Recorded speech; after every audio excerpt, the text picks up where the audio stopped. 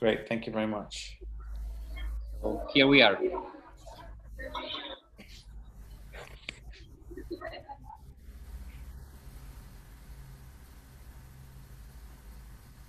So how is the weather in China, Johan? It's around zero. Okay. In Chengzhou, But this is nothing for you. You are used on this cold weather. No, here is windy and very humid weather, so it feels cold. Yeah. The background of your picture, what is this? This is Henan Provincial People's Hospital. It's my hospital. Oh, your hospital, yeah. That looks fantastic. It's second largest hospital in the world. Right. And how many beds you have for neurosurgery? 650. Wow. Amazing. So the biggest hospital in the world is in the same city, Chengzhou. It is our rival university hospital. It's even far more bigger, more than 10,000 beds. And how many you have a neurosurgeon with you? It is around 150. 150. 150 with the residents and fellows. Let's see. Wonderful. So we are waiting for the D-Day where we have the vaccine, and so we can come and visit your institution. China is safe if you can come, but there is three weeks quarantine. So yesterday there were 12 cases in whole China. Oh, I see. But this is at the kind of level. Yeah. Oh, I see Vladimir has joined us. Hi, Vladimir. Hi, Ramesh. Good to see you. How you are? Imad, all the best for your birthday. Well, thank you very much. Enjoy it. Well, thank you. Well, thanks. The older we get, we don't want to celebrate this much. You should. Unless you can subtract rather than to add on. And Professor Kato is here now. Yoko is with us. Can't see Madam very clearly, just the upper half. Hello. Now she's there. Hello, Yoko. Hello. You, I think, can't hear you. Unmute yourself, Yoko.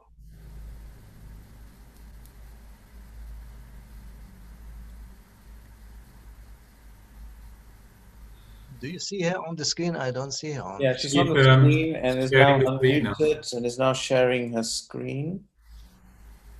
But I can't hear her.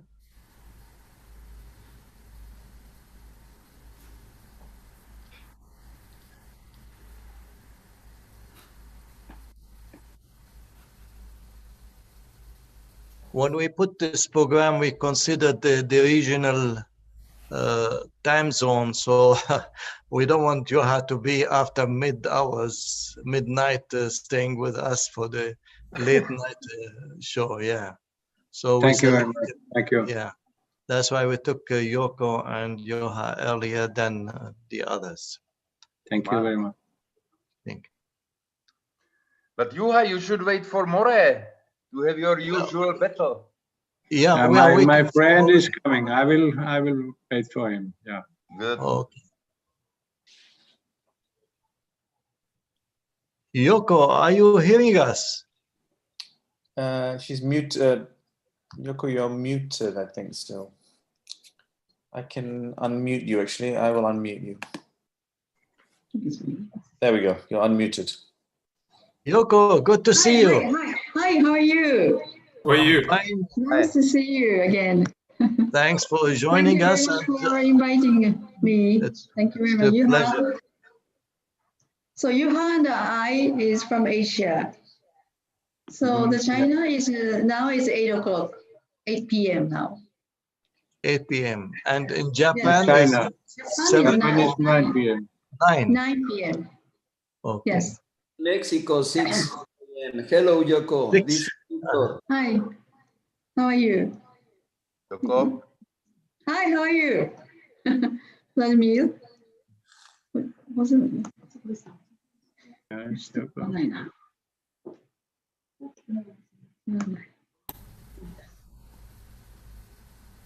So we are waiting for Jack Murray to join us, hopefully, on time. We have 2 more minutes.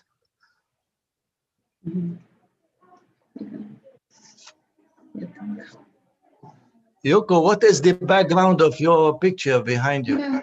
Some maybe some Christmas time from Europe, Oh, okay. somewhere in Europe, I think. Oh, okay. Not China, not Not Japan. not Japan. Okay. Yes.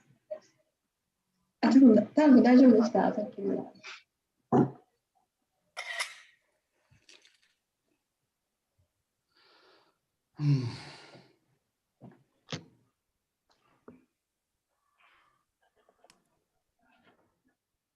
Good to see you, Yoko.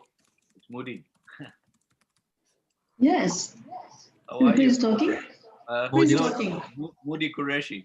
Hi, Moody. Good to see you. Qureshi. Hi. How are you? Still, I don't get your reply.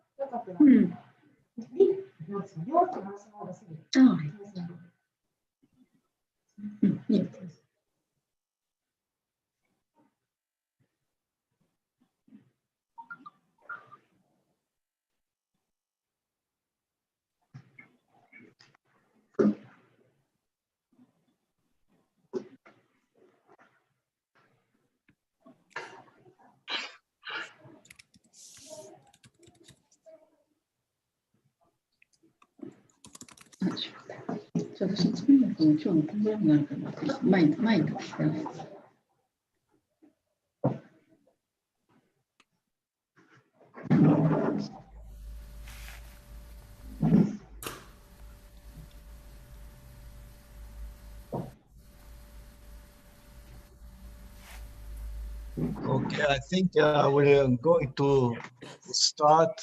Perhaps Jack will join us later on, and the same with Dr. Mustafa Baskaya and others. It is my pleasure first to say hello to all the colleagues, the members of the committee, the invited guests, international and regional colleagues, and trainees and attendees around the world and the 6 continents. It's a special, really, inauguration of our webinar for this specific 7th webinar that has accommodated constellation of stars in their field. And I want to dedicate this webinar. Usually we don't do this one, but I thought for this specific topics, I'd like to dedicate it to the master, Professor Ghazi Yazarjil, who has taught all of us how to approach an aneurysm and manage subaneurysm hemorrhage.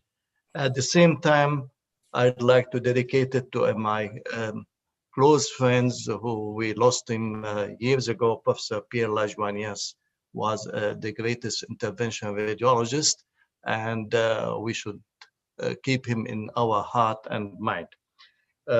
Without further ado, and since I'm going to chair these sessions, I'd like to thank the team. I'd like to thank Professor Benish for his continuous support as chair of the Neuroanatomy Committee, and the members, all of them, they are with us today because really it's an exciting program that will cover the aneurysm management in all aspects. We have today, I'm going to introduce shortly Professor Yoko Kato. She is the lady, she doesn't like to use that word. She is the neurosurgeon who known for all of us without any introduction. Everybody around the world, especially these juniors, when they say Yoko Kato, they know she is the educator wide, and her contribution to the education of young neurosurgeons is unlimited. And she's always on the flight now with the COVID. I don't know how she managed, but she shifted to the Zoom like all of us. And she is an expert in her field in the vascular neurosurgery. And in specific, I attended several of her lectures on the endoscopic application and aneurysm surgery and the, of course, the fluorescein guided clipping of aneurysm. She's going to give a presentation on the update and modern approach to management of aneurysm. Kato, the venue is yours. Thank you very much, Imad, my teacher. And thank you very much for the WFNS Neuroanatomy Committee invited me tonight. Japan is 9 p.m. So I would say that tonight. And also I want to say thank you very much to Vladimir Benesh, that he's been more than, I think, 20 years, my teacher and also the friends. I'm so happy to see the many my friends' face today. So the Imad is special, my teacher and friends, because he is one of the advisory board of the Asian Congress, and his dedication to the ACNS is huge. And I am so thank you for your dedication to the Asian education. So tonight, I would like to talk about a little bit the aneurysm. I want to share. So this is, I want to start that this is a paraclinoid aneurysm. So this is partially thrombosed. So the thrombus is a cap on the paraclinoid part of the aneurysm. So as always, we exclude of the anteroclinal plexus.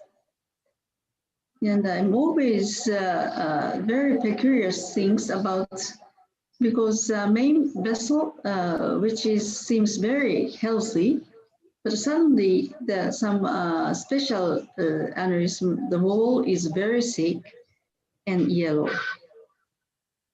So here you can see that is the aneurysm. So we switch of the treatment during the surgery because at the beginning we thought the aneurysm location is close to the IC top, but we understood the aneurysm location is very close to the paraclinium. So we switch to the high flow bypass, and this is neck, and now we expose of the carotid and the EC and IC. And we make a channel, and this is M2. So we took the radial artery about almost 17, 18 centimeter. And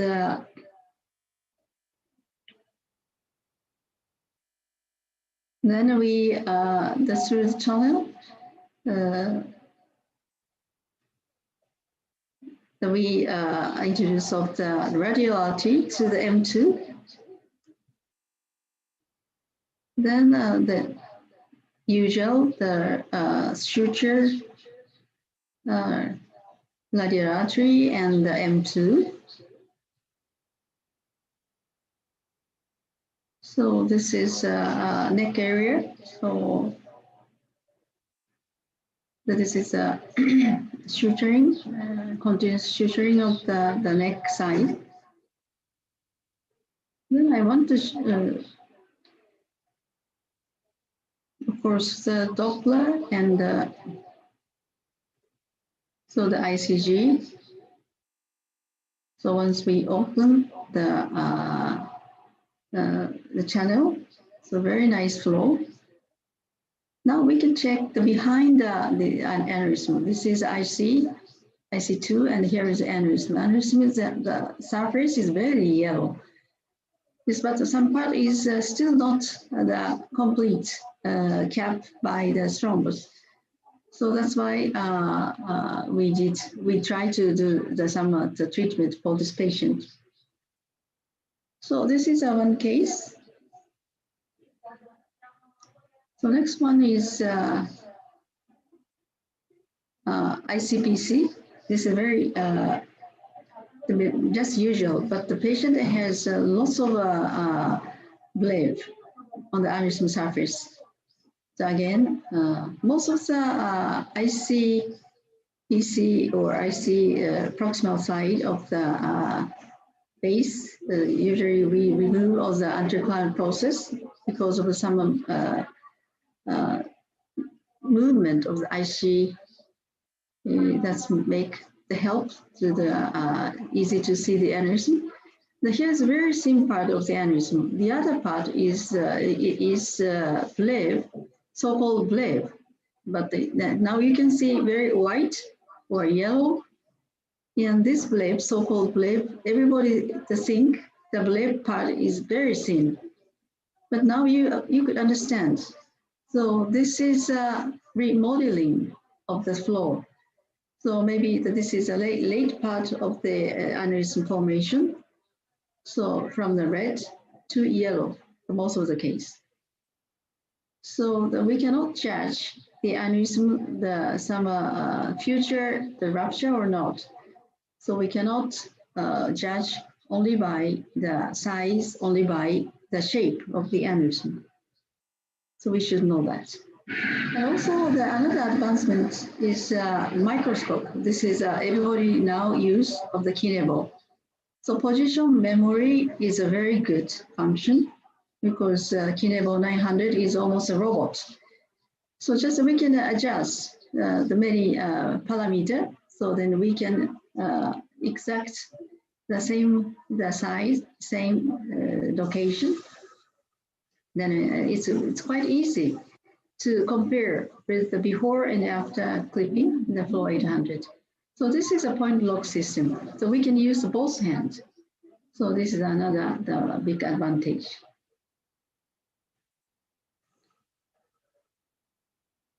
So we can use non-stop. We can work for the. From here is just I want to tell you about the partially thrombosed giant. So just I want to tell because this is not intraluminal disease. This is intramural disease. So there are two types of the aneurysm. I talked for many times. So this partially thrombosed aneurysm is almost just like a meningioma, the mass effect, or thromboembolic event. So this is the main role is by the vasovasorum, proliferative disease of the vessel wall. So the vasovasorum, or sometimes the 5LO, is the main cause of the enlargement of the aneurysm. So many choice of how you can treat of the large or giant aneurysms. So the observation or medication is of course not good. But sometimes the endovascular treatment such as coiling or with stent, that is no effective. So because of the cause of the aneurysm growing is not main trunk, but also the aneurysm wall itself. So sometimes flow diverter is sometimes effective. So this is, I showed you many times. So this is posterior fossa, the giant aneurysm. So this is after skull base, the bone drilling. Sorry. Just I want to show how we can see the aneurysm wall. So through so many cranial nerves, so we can see the very big vasovasorum. So this is so-called main cause of the enlargement of the aneurysm. So I want to show the aneurysm wall, the partially thrombosed. This is totally different from the usual the large type of the aneurysm. So this is a check by the histopathology. We can see the vasovasorum in the aneurysm, the wall, and this is another case is both sides of the large or giant of the cavernous location of the aneurysm. So this is also, I want to show some histopathology. Again, this is a high flow bypass because at that time we cannot perform the flow diverter. So this is a saphenous M2 bypass. So this is a revolution, kind of a revolution. This is image. This is a dual image angiography. This is a saphenous high flow, and this is a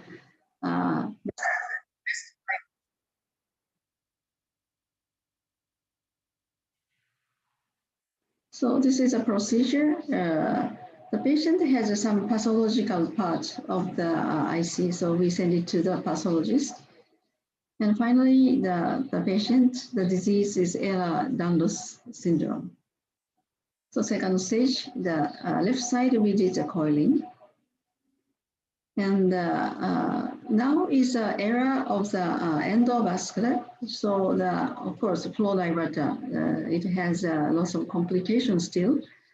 But the giant can be treated by the flow diverter now. So even the blister-like aneurysm is one of the indication. And also the MCA is treated by the endovascular now. And also this is one of the devices, the web. And also the super stent is coming up now. So this is a P-conus. And also the pulse rider is the recent one. So anyway, this is flow diverter, so many types. And this is very interesting case. This is, but even after coiling, still some recognition. So you can see the green part is treated by coil. So, but the recognition was occurred. So we did the surgery. So this is the left side. So already you can see this part is here. You can see the coil. So this is a second nerve, and this is a coil. And this around this part is recognition. So patient come to us. So this is endoscopic view. So this is a second nerve, this is IC, and the here is the recognition aneurysm. The here. So for this case, we put the 2 clips for complete elimination of the flow from the circulation. So this is the first one, and 2 clips. So even the coil part, we close by the clip. So that is, we did not exclude the coil for this case. This is reinforcement by glue.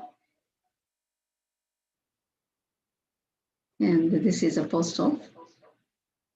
So after putting the clip, so almost complete elimination of the flow from the circulation. So the most techniques we should know, the so-called hybrid neurosurgeon, especially the younger generation, the neurosurgeon. In Japan also, we have a 10,000 endovascular the neurosurgeon, and those endovascular neurosurgeon also can clip. So they can choose how they want to treat the patient. And also the CFD. So this is very interesting. Of course, this is some definition, wall shear stress or vector, or so those combination, the synchronized combination, that we can judge which part is very thin or thick of the aneurysm. So just we can superimpose of the 3D CT. So this is the 4 parameters. So vectors, pressure, and wall shear stress. So this is how we can use or how we can utilize of the CFD for the clipping surgery. So this is the large type of the aneurysm. So this some part is a very thin. So just we estimate by the CFD. So this is a not so big one, but this part we send it to the pathologist. So the degeneration or inflammation change, we check the image and also pathology. So these findings, I think sometimes the aneurysm wall was completely stabilized due to remodeling. So that means it's no need for treatment. So we can understand before that we go to the surgery. So this is the giant, the budget trunk aneurysm. This, so this is the angio. So the DSA showing the recirculation flow with area of the stagnation. So those part is stagnation part can be the very thick of the aneurysm wall. So that is a CFD. We can estimate which part is thin, this part is thick. So the multiple area, the high oscillation, the wall shear stress representing change in flow divergence. So this is a parasigmoid approach. Here we can see the fifth nerve. And this is aneurysm wall. So this is, so this time, unfortunately, we do not have a long size of the aneurysm clip. So a little bit shortage of the length, we cannot reach the aneurysm depth. So time to time we check by the endoscope, and this is aneurysm, and the yellow part is a budget trunk. So we can see the flow in the aneurysm sac and stagnation. So we put the 3 clips for this case.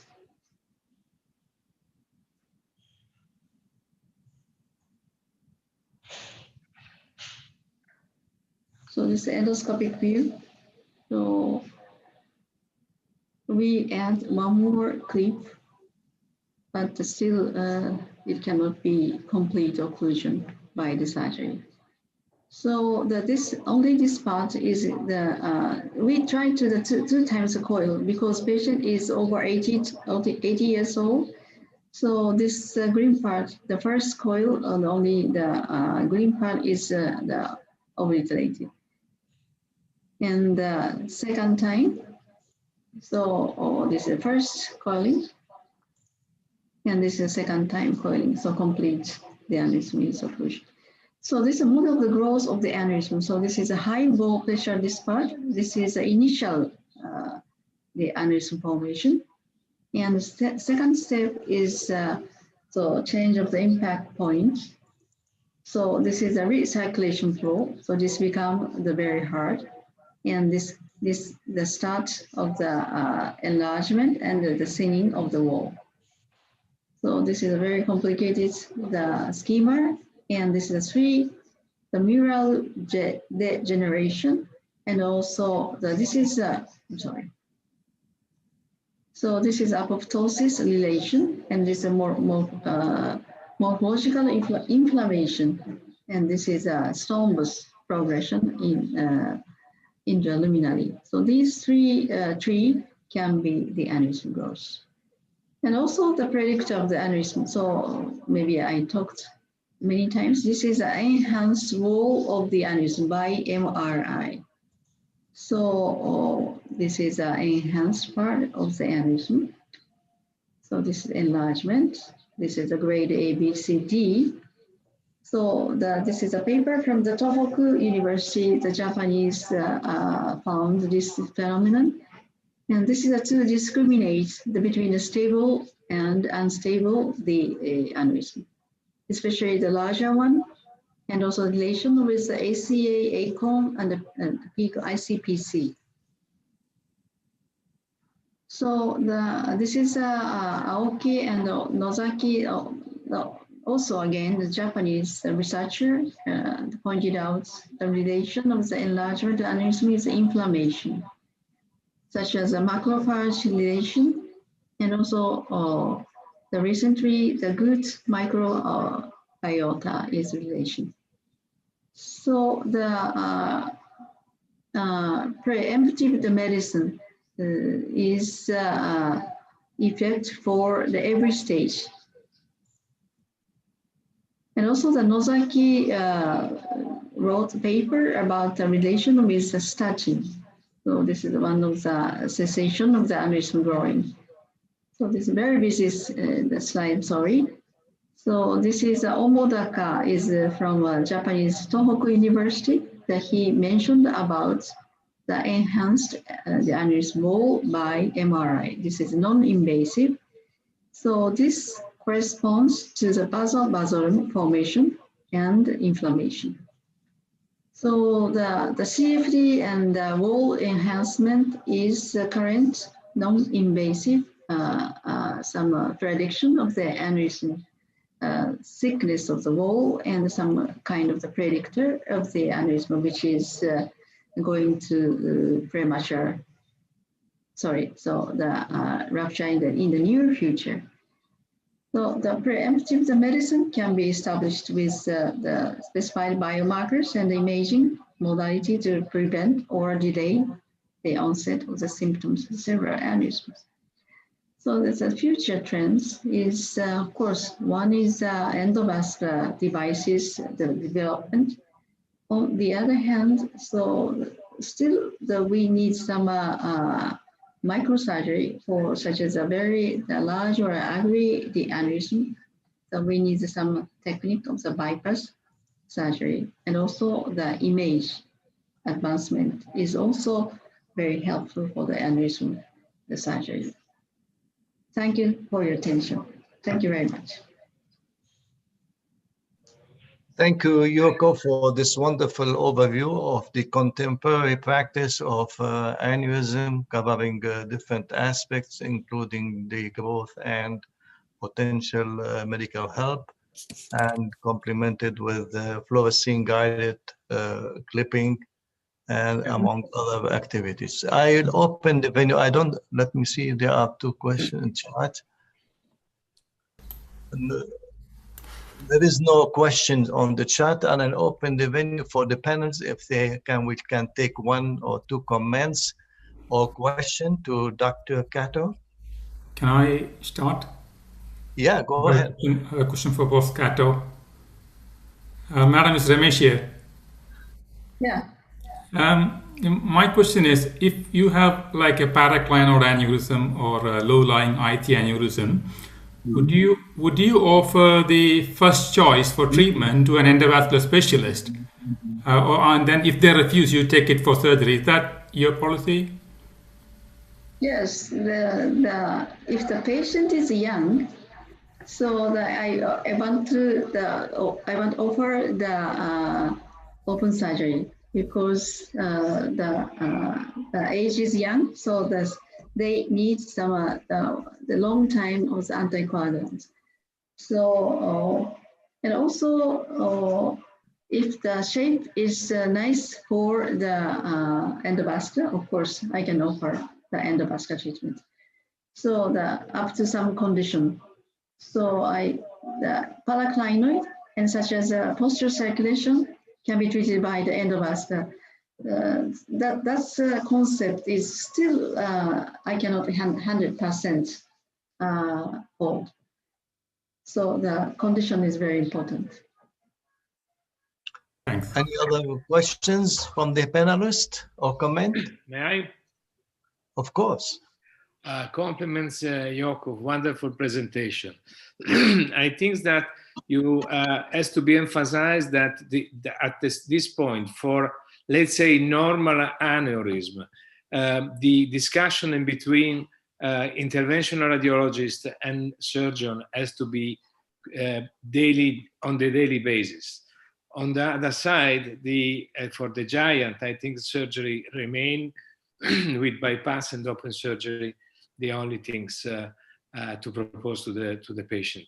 Thank you again for this, mainly for the radiological improvement of the planning, preoperative planning, preoperative or coiling planning. I think that our friend interventional radiology has to learn a little bit of radiology from you. Thank you again. Thank you. Thanks so much. Thank you. Well, I think I will thank you very much, Yoko, for your contribution. I may invite our next speakers. It's an honor to have him. I think he is the cloned Yazarjil in our contemporary practice. He is the highest experience aneurysm surgery, active and living. He is the chair and professor of the People Hospital in Henan, Zhengzhou.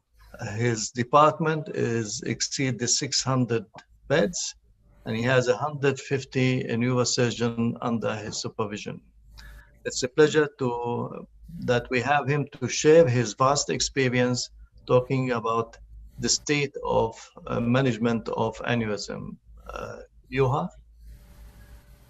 Dear Imad, dear Vlad, thank you very much for inviting me here.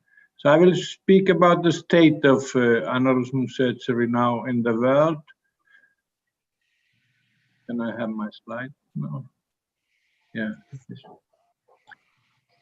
Professor Kato, could you? Oh, that's fine. Yeah, thank you. Can you see it now? Yes. Yes.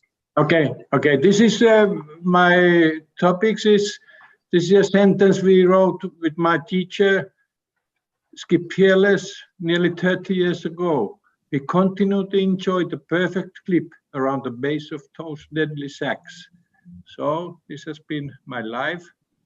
And now working in China, perfect clip around the base of those deadly sacs.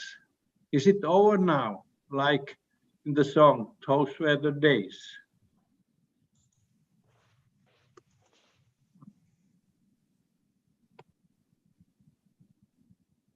So this is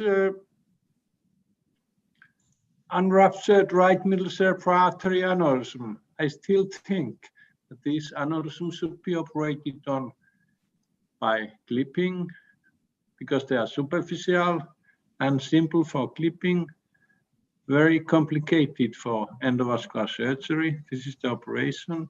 Simple lateral supraorbital flap, one layer.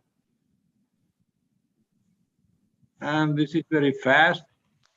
So in 10 minutes, I'm opening the dura, one burhole, 2 cuts. Then we have the flap here. I'm opening the dura, and then under high magnification, opening the Sylvian fissure with needle as knife and injecting water inside the Sylvian fissure to distend it, and then opening the Sylvian fissure distally, saving the veins, going to the aneurysm.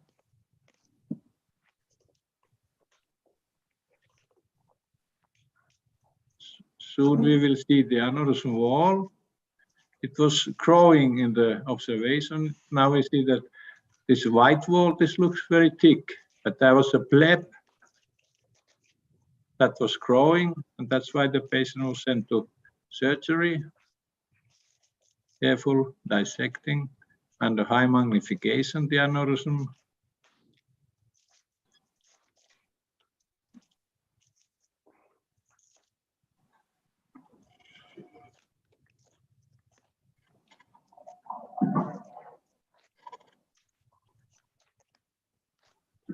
And below the aneurysm is M1 coming from distal. So we dissect after clearing the aneurysm fundus. We clear the M1, go there. This is the bleb. There would the aneurysm rupture in the thinnest part. And now we go to M1, see the perforators there. You should not put temporary clip around them, save them.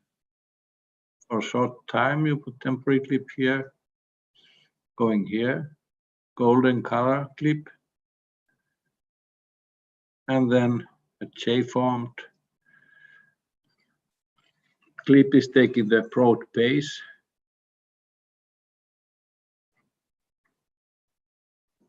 And checking the situation, taking the temporary clip out carefully, and then checking the situation. We need another clip and 2 small additional clips to take the whole aneurysm.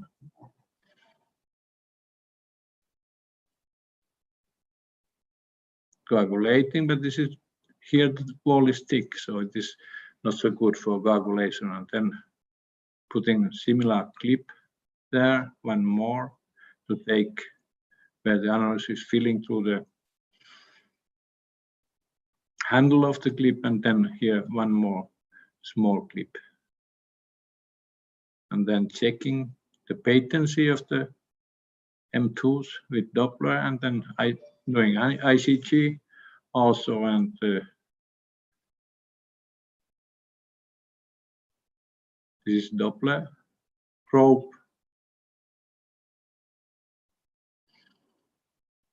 And this is the post-operative CT angio. The patient flew home to Italy 4th day after operation. This was a sister of Guido Guglielmi, Maria Guglielmi.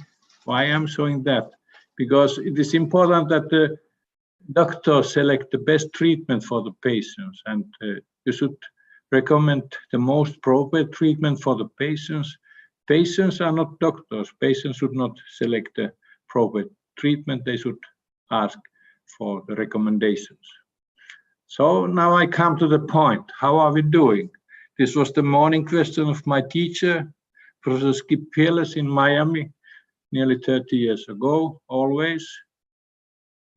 How are we doing? I could never answer that time. Terrible. Should I now answer? Terrible. How are we doing? Why microsurgery is going down? Why are we losing our skills? It is deep cap, fears, lack of skills,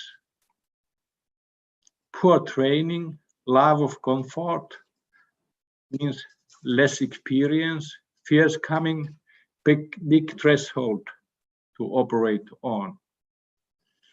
So why neurosurgery is going down? During my time in Helsinki, 95% of the aneurysms had open microsurgery. Now only 1/3 are clipped. So the times change. And in my present hospital, Henan Provincial People's Hospital, Chengzhou, this is like a paradise for aneurysms, but more than 1,000 of them have endovascular treatment, and 300 to 400 have clipping. So neurosurgery is not different from any sports, arts. Hard training is needed. So in good microsurgery, only training makes a master. You have eliminated the tremor, analyze your experience, and microsurgery, the training is extremely long. So it is the regular rule is 10,000 hours training. You are at the world top. And this is my addition. If you have been 10,000 days in operation room, then you are at your best. So here is one more video I want to show.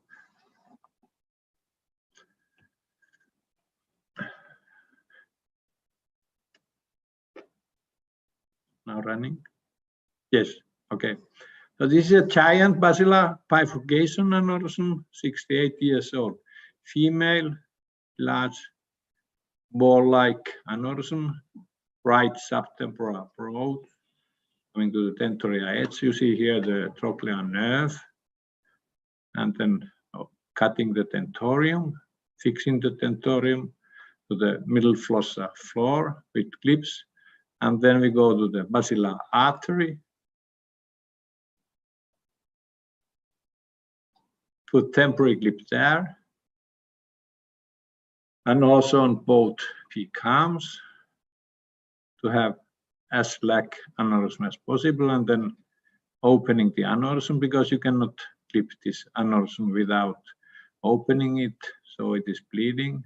There's also a small venous bleeding, and then first clip is ring clip going around the base, large base, and then many adjustments of the clips, because the first clip is closing the PCA. So I'm traveling with the clips backwards from the base of the aneurysm.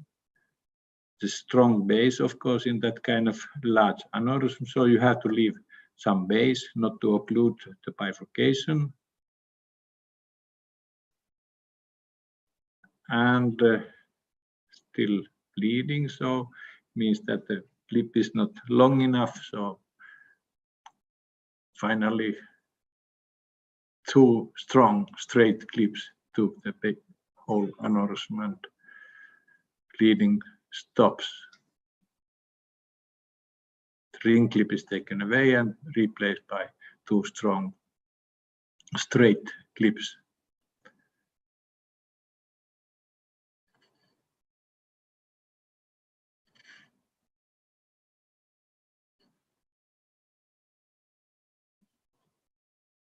Now the temporary clips taken out, then ICG, checking with Doppler still, patency of, these are the postoperative images, and this is postoperative angio, 2 strong clips taking the giant basilar bifurcation aneurysm. The question is, of course, can I do it again? Can I repeat it safely? I have operated around 600 posterior circulation aneurysms. Can someone learn it? Someone younger, can it learn it to do well? Basilar bifurcation clipping needs long training. Could I do it again? Can someone repeat it safely? Can someone learn it? This is the question nowadays. So, huge pressure from surroundings nowadays. Media, colleagues, lawyers are speaking about endovascular surgery. This one, you can push the coils after training in 1 year in endovascular surgery. You cannot clip basilar bifurcation aneurysm with 1 year training. You need 10, 15 years training. This is the big difference, and of course, handicap for microsurgery. There's also a lot of money going around in this treatment. Many or most of us are seduced by the money. Money. Endovascular is one of the biggest business and heavy to compete.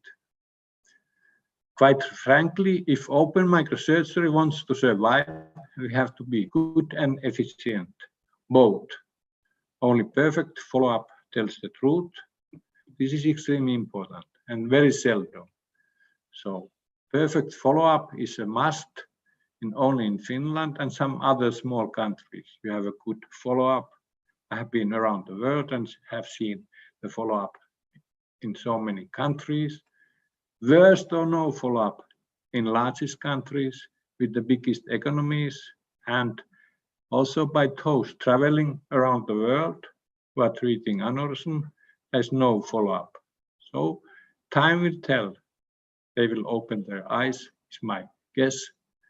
I hear this many times in congresses, in my series. In metropoles, the follow-up is maybe 5 minutes, or we are waiting for the figures. You are waiting long time, but you never get them.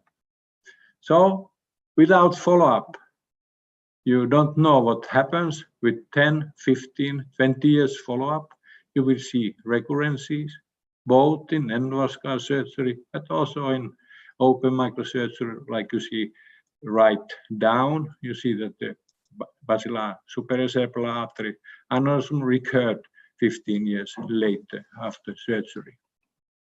So this is the series from Helsinki and Kuopio, extremely good follow-up. More than 22,000 aneurysms in 18,000 aneurysm patients. Patients followed up many years until their death in the databases. How to do better here in the treatment of aneurysms? It is never too late to train hard. Training, learning curve is all of your life. You should train your best young people. They should become better than you. This is very important. You should support them to become better than you. So nowadays there's extremely heavy pressure of the surroundings and society in favor of endovascular surgery. Those who are doing open microsurgery, they have to be mentally extremely strong. There are many different cultures around the world. One of the important things in China is that here is the habit to shave the female hair for craniotomy. This is, of course, in favor of endovascular surgery. This shaving of the female hair is one of the oldest and worst punishing violation of females. Also here in China, like in many other countries, there are superstitious thoughts that open the head is dangerous. And if you do very extensive approaches, they certainly look terrible and are complicated. You should do opening of the head simple. This is simple microsurgery. Lateral supraorbital flap from skin to skin. Middle cerebral artery aneurysm ligated in 25 minutes from skin to skin. So, and the flap should be large enough for your skills, for your instruments, for the lesions, because surgery is not sports. Patient is paying for that. Who have clipping nowadays in the world? Poor people in China, poor people, patients without insurance, and who have no treatment, like in Nepal. Poor people didn't have any money for even for a clip, so they went home, lama, left against medical advice. So nowadays, even neurosurgeons inform that the opening of the head is dangerous. This is not right, because you should, if you cannot open the head in safe way, then you should do something else than microneurosurgery. So there are many routes that go to Rome. You should take the shortest, cheapest, and best one, many times clipping, MC aneurysms, and many other aneurysms. Here is from our database, 22,000 aneurysms, some aneurysms that might be very suitable for microsurgery, large, giant aneurysms, middle cerebral aneurysms, more than 6,000 cases, patients with large intracerebral hematomas, hydrocephalus, and aged patients might have very tortuous vessels, difficult for endovascular surgery. So small MC aneurysms, they are superficial and simple for clipping, difficult for endovascular surgery. And anyhow, there are many difficult, or like Dr. Drake, my teacher, called impractical aneurysms, like here, giant thrombosed vertebral aneurysm, calcified aneurysm, and I will show more of them. This calcified MC aneurysm need bypass surgery. Giant tumor-like MC aneurysm was resected and clipped in a Jehovah's Witness, not accepting blood. Take a look good flap, not a small flap for this case. And then you have patients with hematomas. This is young male, had 4 bleedings on Monday. Finally, in emergency room, both pupils dilated. I went to operation room, took the hematoma out and clipped the ACAM aneurysm, and the patient made recovery like miracle. Is not able to work as taxi driver, but is able to take care of his 3 children. So what is the future? At the moment, only 2/3 of the world population have 1/3 have access to endovascular surgery. I think in future we will have biological solutions to treat the aneurysms, and of course there is prevention. So China is huge country, 5 times bigger than USA population, and here the aneurysms are common because of the male smoking and fatty food in both genders. So it is 7 to 10% of the population are carrying unruptured aneurysms. In USA, maybe 1 million people are running with aneurysms. So the price of pipeline here in China is very high as compared to clip. So I think like COVID-19 stopped traveling, maybe the high cost of endovascular treatment will reduce its use. And it can be seen already in bigger populations. Maybe the prices go down. This every year has been told that the prices go down, but it is very difficult to afford endovascular treatment to the huge number of patients with aneurysms. So, are you still clipping aneurysms? I think there is big need to continue clipping, because for me, this is the best and most durable aneurysm treatment in skilled hands. And skilled hands might be rare nowadays, but the perfect clip around the base of those deadly sacs remains extremely good treatment if it can be put in their place. So for the good treatment, you need good team. You are not doing alone. Here is in our hospital, good scrub nurse, Ping, and good anesthetic team, and this gives you good results. So about the neurosurgery videos, all of them can be seen free in internet. You can search by Hernesheim 1001, around 1,600 videos, and the Helsinki microneurosurgery book in many languages can be also found there. My student Behnam Yahromi is now finishing his PhD book on these monstrous aneurysms. He has huge collection of these atherosclerotic giant aneurysms, 519 cases, and the book will come next year out. We developed slow closing clip for treatment of these terrible aneurysms, which resist all kind of treatments. So I thank you for your attention, and kiitos seisei. Thank you very much, Juha, for this comprehensive presentation covering part of your experience, and thanks for sharing your experience. There is no questions. Look like people, they are just listening to this marvelous experience.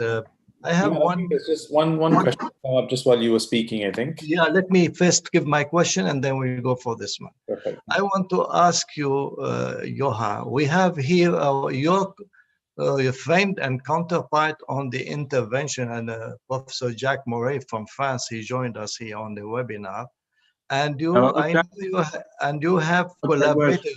Yeah, you have collaborated with him. I know that time from your time in in Scandinavia.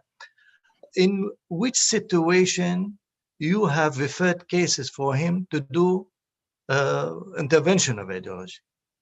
What are the cases you felt you don't want to touch it. I know you have vast experience in many, but I'm sure there are some cases you elected to seek his role in the management. So what are the cases? When we were sitting in Helsinki in operation room, both of us were saying that we can treat 100% of the aneurysm. That was the situation. But of course, we had difficult cases. Jack Moray came to help in AVMs and aneurysm to Helsinki. This was the way. Usually, it was more simple for him to come to Helsinki than for us to send the patient to Paris. Can you give us, for the sake of the trainees, they understand what difficulty even the most experienced person in aneurysm surgery, that he is obliged sometimes to move some to intervention management? Which are the cases you have referred to him that you felt they are not going to be the best treatment by clipping? During my time, all cases were done by open microsurgery, except I was traveling, then they had endovascular treatment. So you have not referred to him any cases unless by default? There are also, of course, there are also endovascular surgeons in Helsinki, and now they are very florid. They're doing a lot of cases, more than clipping. So this is, of course, the spread out and for many reasons.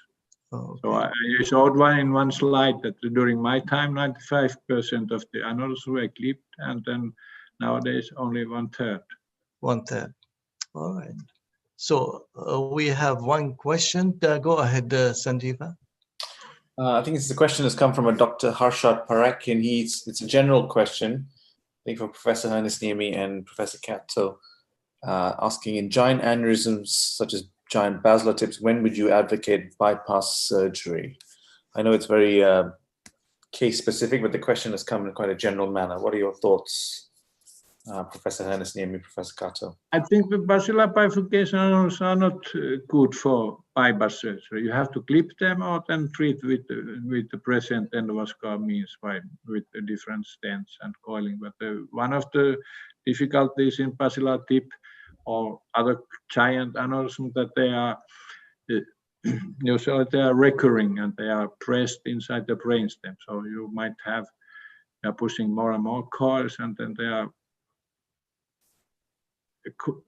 they grow inside the brainstem. So this is the difficulty. It is, of course, like I showed the case of clipping of basilar bifurcation, it is not easy. And I was questioning if I can do it again all the time, or if somebody can learn it.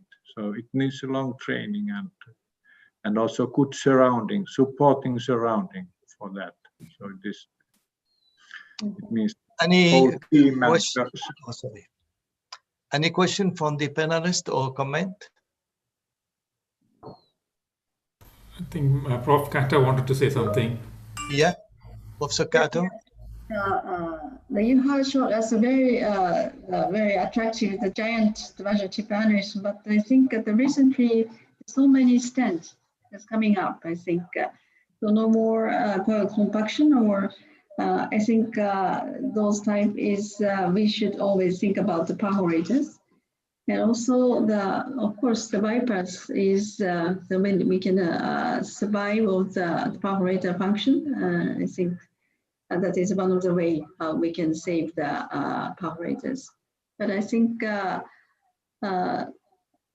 many of the endovascular advancement we should appreciate, I think.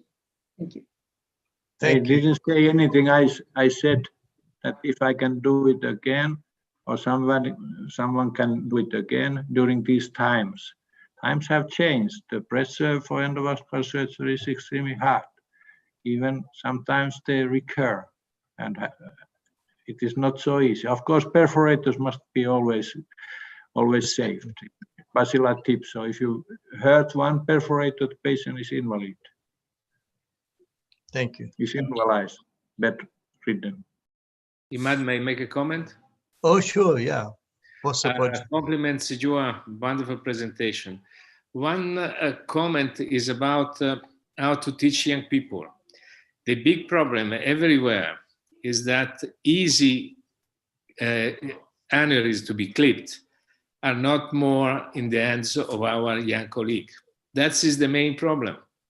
So they have to learn vice versa. They have to start with bypass, with complex aneurysm, and go back to the complex normal size aneurysm. That's my comment. Anyhow, comments to you and for what you taught us in these years. Thank you. Thank you.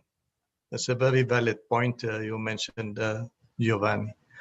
All right, I think we'll Jack move. Murray wants to say Yeah, go something. ahead. Yeah, please go ahead. Johan, Okay, can you hear me?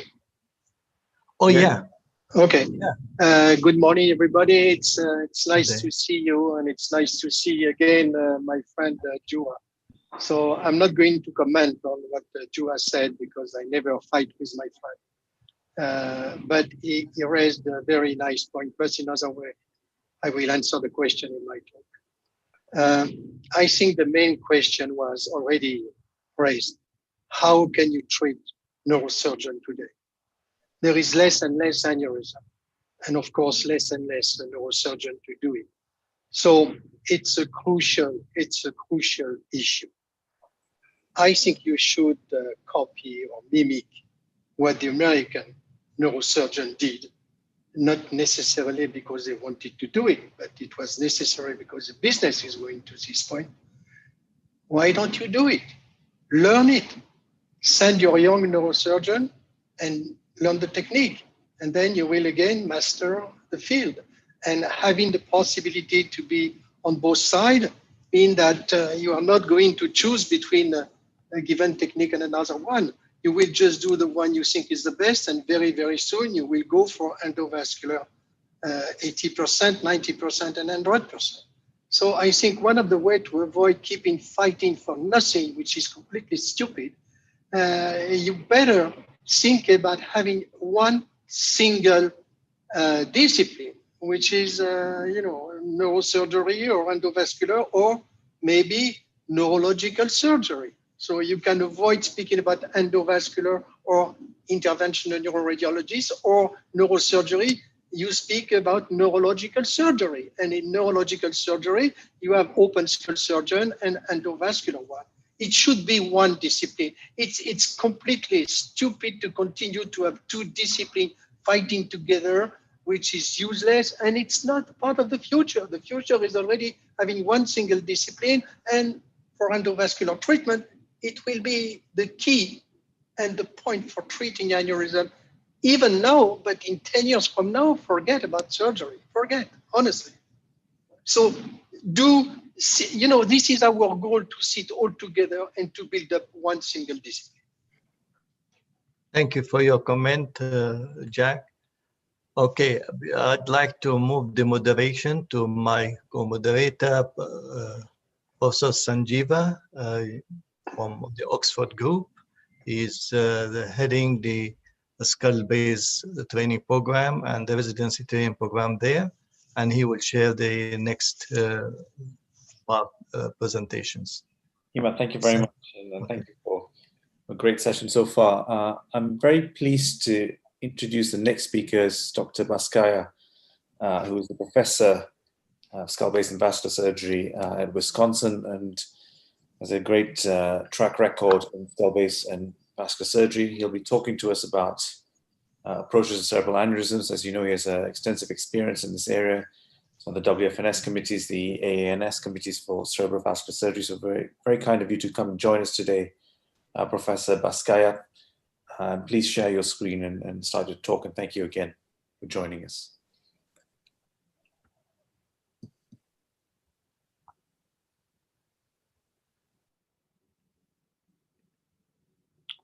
Thank you very much. Thank you, Sanjeeva, for your kind introduction. And Imad and Vlad, thank you for having me. And distinguished speakers, I see friends here, Juha, Kato, wonderful talks. I'm not going to make any comments about endovascular versus open surgery, but I think they shouldn't be competitive in a bad way. They should be collaborative. And so if you have both good, I think as a department, you'll do good. So my talk is about the technical aspects of the surgery. My understanding from the topic was talk about the general, how we approach the surgical approaches to the intracranial aneurysm. I have no disclosures.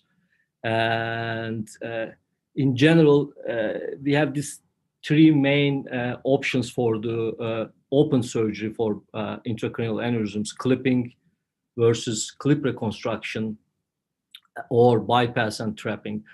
There are so many other modifications. I'm not going to go over that, but I'll show some examples how we approach these aneurysms. And basic tenets of the intracranial microsurgery, in particular cerebrovascular surgery: when you are doing this open surgery, no retraction or minimal brain retraction, brain relaxation by wide arachnoid dissection, and obtaining the proximal and distal control early and always, and maximal safe exposure. And I don't like getting stuck with the fancy terminology like trans hair. I don't have hair, but trans hair follicular. I clipped this from a giant aneurysm. I think minimally invasive is the poison word, and we should use maximally safe methods, either endovascular or open surgery. Whatever is maximally safe in your hands, please do that, especially the young colleagues and the residents. How do we approach the anterior circulation aneurysms and some posterior circulation? We have workhorse of the intracranial microneurosurgery is the terminal craniotomy, and you can use this and or its modifications like Juha's supraorbital or other modifications, and clip many of these aneurysms from way anterior communicating artery to the proximal pericallosal artery, all the way down to the superior cerebellar arteries. And then you can use cranioorbital approach, skull base approach in some selected cases. Not every cases you need to do, but you need to be versatile as a neurosurgeon. You cannot just stuck with one approach and you always do that.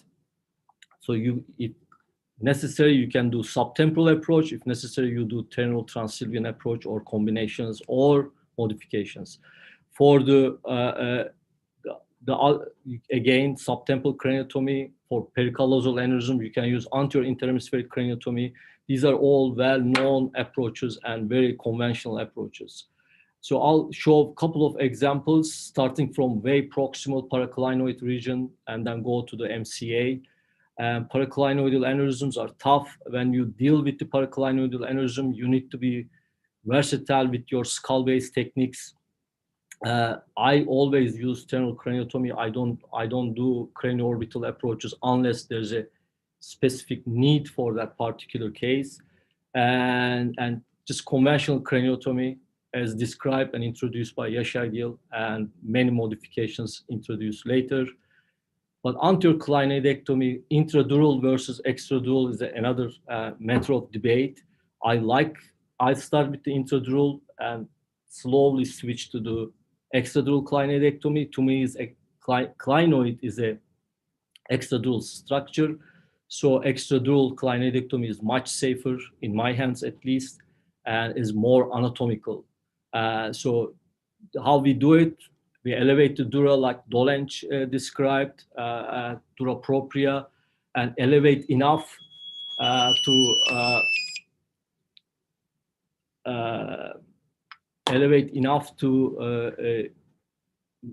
expose entire clinoid, and then start with the optic canal drilling, then eggshelling the clinoid process, and then removing it. And you need to pay attention to the pneumatization of the sphenoid sinus and the other things. So this is a example mistakenly diagnosed as a posterior communicating artery aneurysm by our radiology colleagues.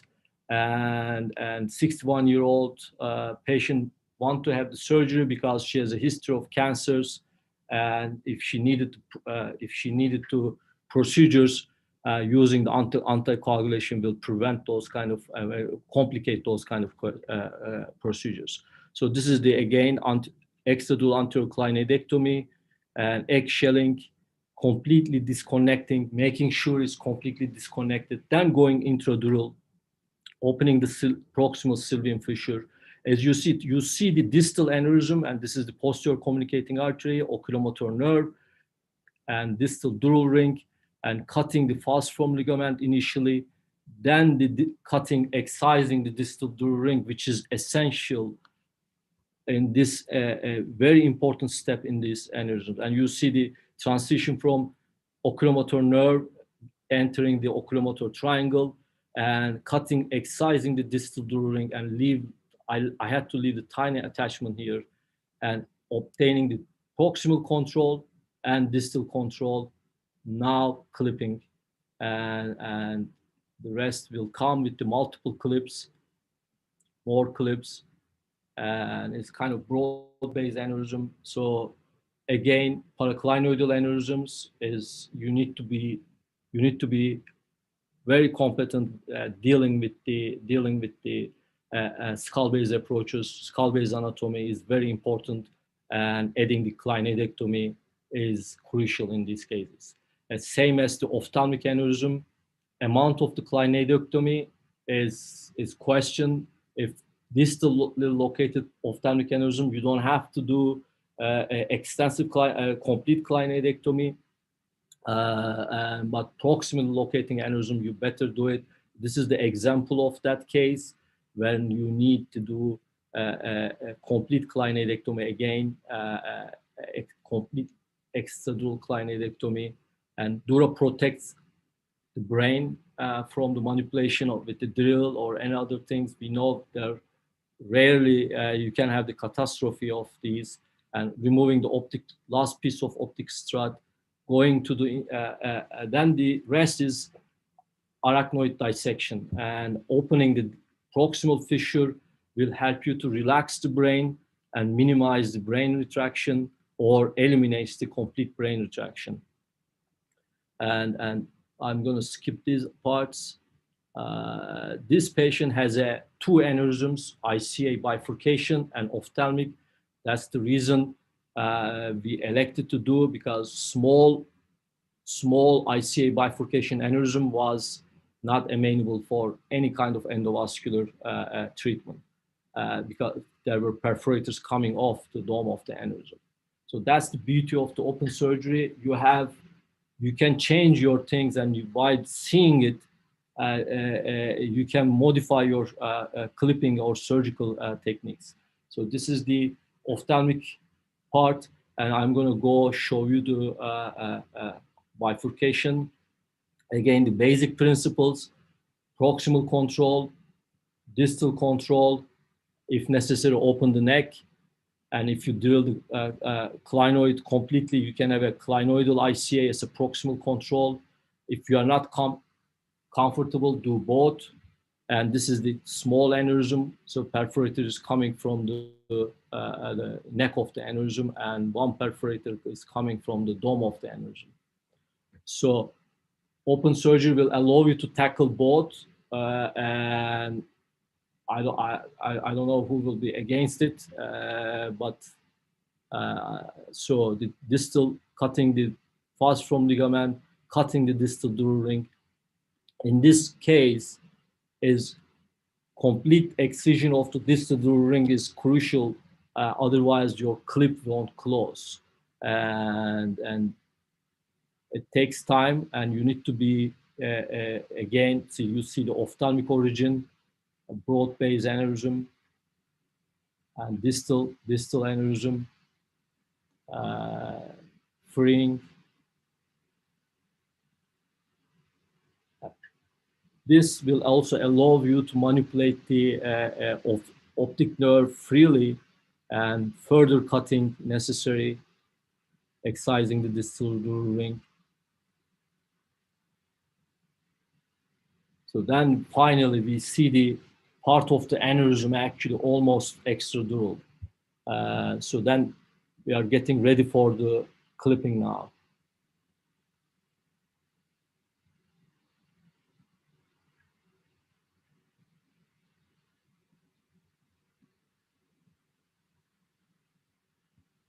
So once we free this, now we are, I'm gonna put the, I think I put the temporary clip already.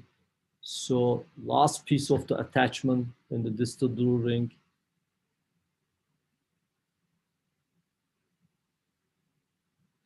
And then the clip reconstruction of the broad base aneurysm, preserving the normal anatomy. And then the you see the ophthalmic origin is preserved, aneurysm is free, and different clip applying can different clips can be applied. And so the crashing the neck, and with some stenosing of the ophthalmic the ICA, and we achieve the complete, and that's ICG shows you that, and then the rest is the being actually little creative with this clipping, preserving this branches coming off the dome, and same time crashing the aneurysm with one micro clip. Good angiographic results, good clinical outcome, and you see the stenosis because that was intentional. And we also get this kind of aneurysm. This is it's hard to know what is the true origin of this aneurysm, but it involves the supraclinoid ICA 360-degree fusiform aneurysm, and multiple attempts of endovascular stent placement, flow diverting 2 sessions, each took 14 hours by 3 different endovascular colleagues. So who's going to do this now? Progressive vision loss. Who's going to do this 10 years from now, 20 years from now? What technology? No technology. I heard these like 20 years ago. Well, 10 years now, 5 years from now, everything will be endovascular. No way. You see, you have to do bypass. You have to prepare for the worst. This is a high bifurcation. So instead of external carotid, we're going to use the common carotid, radial artery harvest. And you're going to need vascular neurosurgery for skull-based tumors. You're going to need vascular surgery for gliomas of the insula, thalamus. And when you run into trouble, when you explode the N1 for during the balloon angioplasty, you will need the vascular neurosurgeons. Okay, we are not going to go away. We are here. So what we did, bypass, trapping, and then the clinoidectomy to preserve the ophthalmic artery, preserve the anterior choroidal artery. These are the key things in this surgery. And when you are doing these surgeries, you should be able to do any kind of bypass, in any location. Once the bypass is in place, we have to do the common carotid because bifurcation is high. So we learn from the other disciplines also. The aortic punch can be used to make a very nice hole in the common carotid. And we're going to do that. You'll see. And very atherosclerotic artery, you see the layers of the thing. I'm going to go even cut more and then finish that, finish the bypass, go to the aneurysm, complete the clinoidectomy so I can preserve the ophthalmic artery. I'm on call and they keep paging me. I'm sorry. So once you get the proximal control, you can put the first clip, trap the aneurysm, and then take the clip off to the ICA in the neck.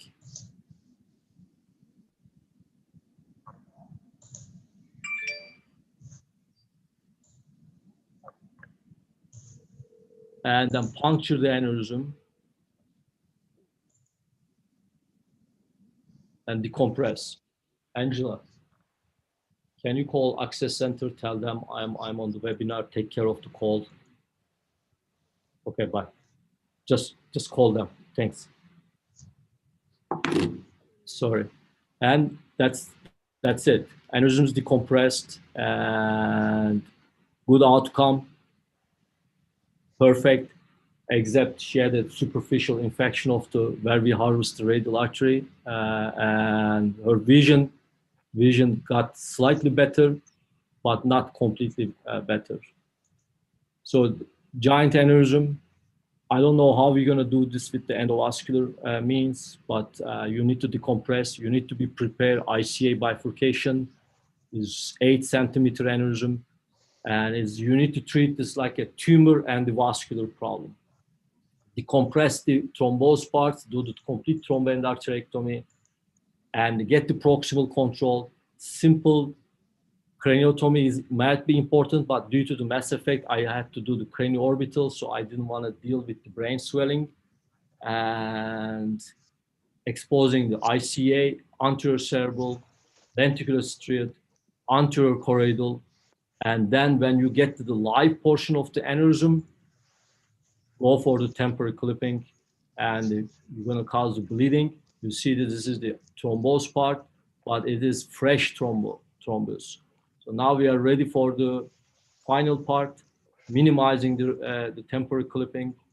And this is old video, and crashing the aneurysm is important for the young guys. Don't be very ambitious with this part of the aneurysm. These are thick wall aneurysms, giant aneurysms, so you can cause many problems. So his aphasia and the hemiparesis improved over time, and 1 year is perfect outcome. Has been stable with the stable residual neck here for at least 6 years. A1 aneurysms, again, simple craniotomy, terminal craniotomy is best for this. Partially thrombosed, large aneurysms, and Sylvian fissure opening, proximal control, distal control, and you have to use some sort of retraction here. See how it is attached to the optic nerve. She has visual problems, and we are localizing the Hübner, and now under the temporary clipping, I'm going to open the aneurysm.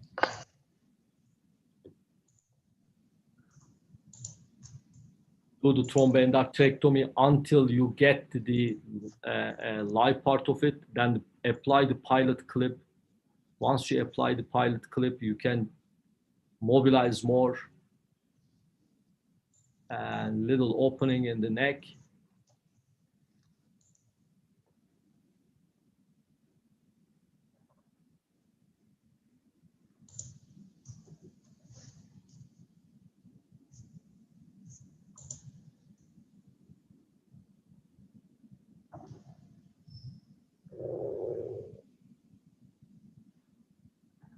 Dopplering.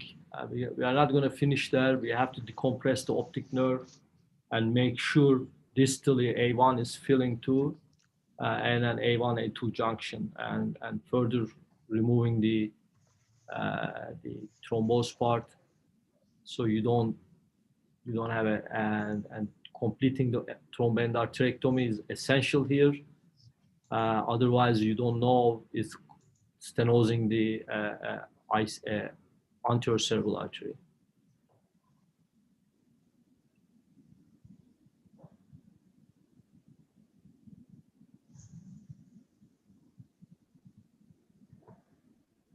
All the efferents and efferents are fine. Final piece, good angiographic results, and good clinical outcome. ACOM aneurysms, I like to do just conventional terminal craniotomy, but in high-grade subarachnoid hemorrhage cases, swollen brain, a cranioorbital approach helps you to minimize the brain retraction. Again, is optional, but this is the video to show you the difference between, this is when the supraorbital bar is in place, this is without it. So it's a tremendous addition Yeah, you can argue. I know you will be upset with me, but it's a lot. And I've done this 1,000,000 times. And this high-grade subarachnoid hemorrhage cases is the best. This is a grade 5. And many people won't even touch these patients, but I have a large series of grade 4s and the 5s. And our results is better, but I cannot get it published because it goes to the endovascular colleagues and they reject. And this is the grade 5 subarachnoid hemorrhage, emergency surgery, wide opening, lamina terminalis opening, ventriculostomy, wide craniotomy. Don't be dogmatic about craniotomy size. Do whatever best for that patient. And the wide arachnoid dissection principles set by the Yaşargil. When you are doing ACOM aneurysm, you need to see 13 arteries. Then you are not doing the safe surgery. Clipping, pilot clipping, cutting the aneurysm until you are satisfied 100%. You had the complete clipping. I'm not happy. I'm gonna puncture. I'm gonna even cut the aneurysm. So there's tiny branch on the back wall of the aneurysm. This branch, I need to make sure. Can I take it? Maybe I can take it and nothing happens, but why should I? And if we can do it, we should perform the perfect clipping, preservation, all normal anatomy, and exclusion of the pathological anatomy. And believe it or not, he made an excellent recovery. This is 60, nice Wisconsin farmer. Okay. And same, clipping, coiling, 3 years later, recurrence, aneurysm is getting bigger. It was grade 5, now improved. And these are, you don't want to just keep pushing the coils inside. Just, if they talk to me first time, and you see many of these coils outside. So anyway, we clipped this with the fenestrated clip, nice results, no worries about the recurrence anymore. It's been aneurysm free for many, many years. MCA aneurysms, just simple internal craniotomy. You don't have to be genius about this. And this giant aneurysms, you're gonna get these aneurysms, simple or complex. Somebody has to do it. You cannot either you do bypass or clip reconstruction, but you need to be prepared for both. You just can't go there to clip reconstruct this aneurysm. You have to prepare for all kind of bypasses. You have to have A plan, B plan, C plan, even Z plan, okay? And then again, the same thing I show you. And once you get first pilot clipping, and then improving your clips by cutting more. And MCA doesn't tolerate too long temporary clipping, so you need to be quick. And monitoring is helpful, and then it's good training for the younger colleagues to practice the aneurysmography after everything is cool. And did perfectly fine, and all his TIAs or her TIA is gone. She didn't have anything. Again, we left the base here. That's the atherosclerotic calcified base. You don't want to be ambitious, but those bases don't grow. If you leave base endovascular, it will grow. There's a different physiology, different physics. Pericallosal aneurysm, same. Mass effect, seizures.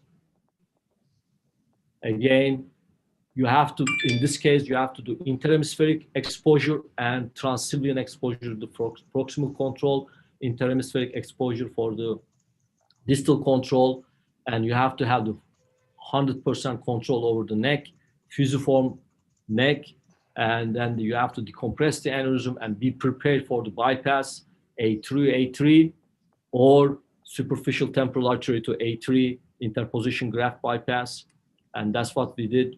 You can watch this as published, as the same principle. Opening, if you feel that you cannot clip reconstruct, stop there, do the bypass trap. Young person, again, proximal pericallosal aneurysm, fusiform, partially thrombosed.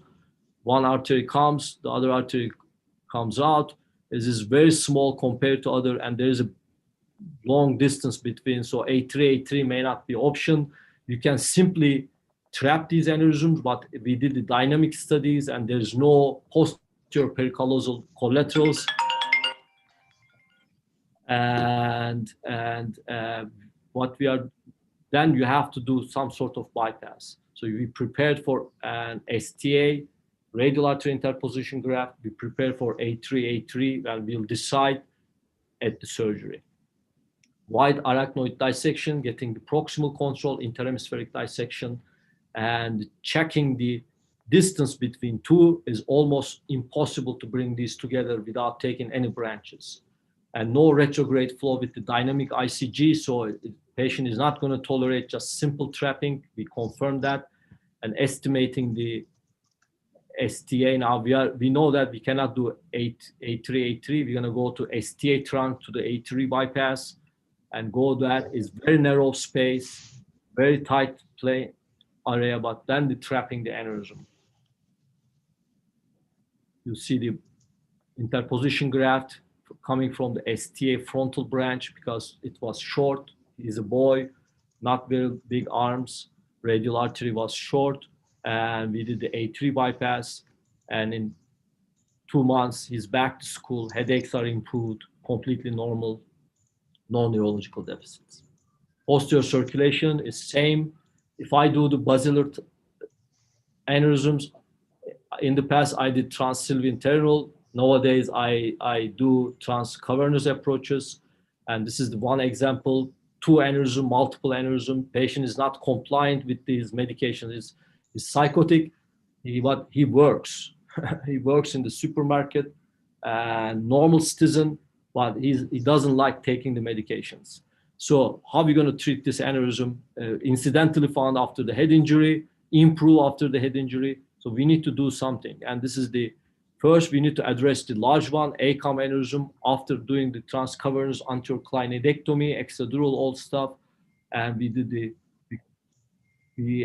I clipped the ACOM first, the largest one, and then move to the basilar, skeletonizing the oculomotor nerve, and in this case, small PCOM, perforator-free segment of the distal part of the PCOM. You can take it. It's high-riding posterior projecting aneurysm. You find the aneurysm, and then the basic principles: preserve perforators, P1 perforators, preserve the normal anatomy, and exclude the pathological anatomy. And there's 2 clip reconstructions after the temporal clip is kind of bulbous neck with the 2 clips. You see the perforators are preserved, and is wide exposure. You don't worry about the proximal control, contralateral side, and puncturing the aneurysm and crashing with the second clip, and you see all the perforators are nicely filling. So with one surgery, we dealt with the 2 aneurysms. Pike aneurysms is the same principle. Dr. Bhaskar, I'm sorry to interrupt.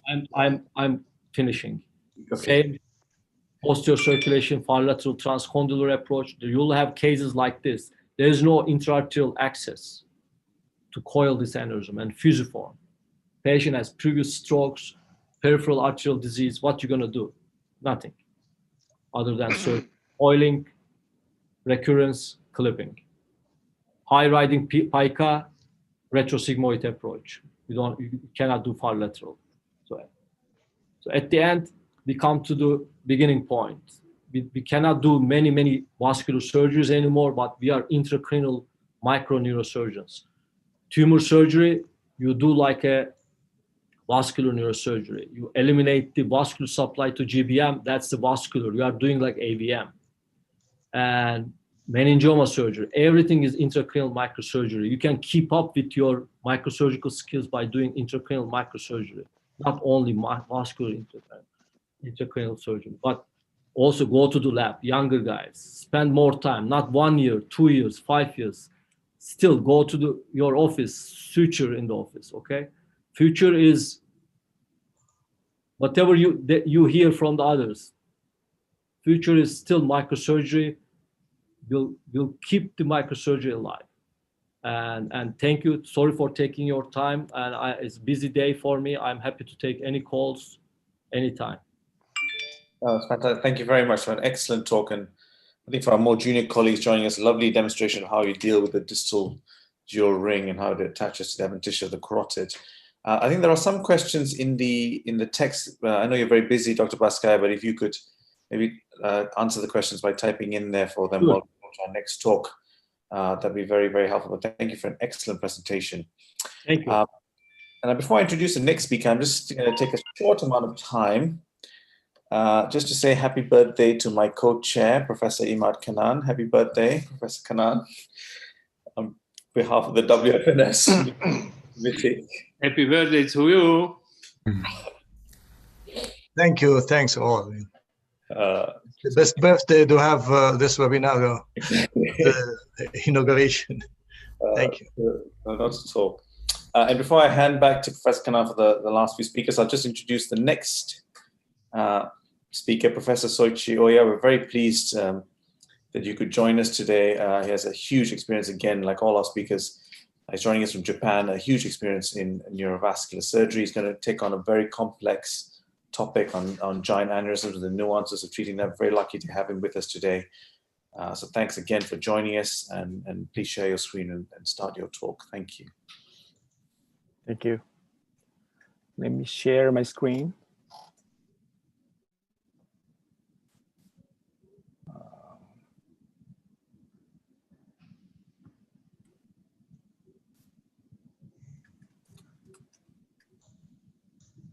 Just a minute.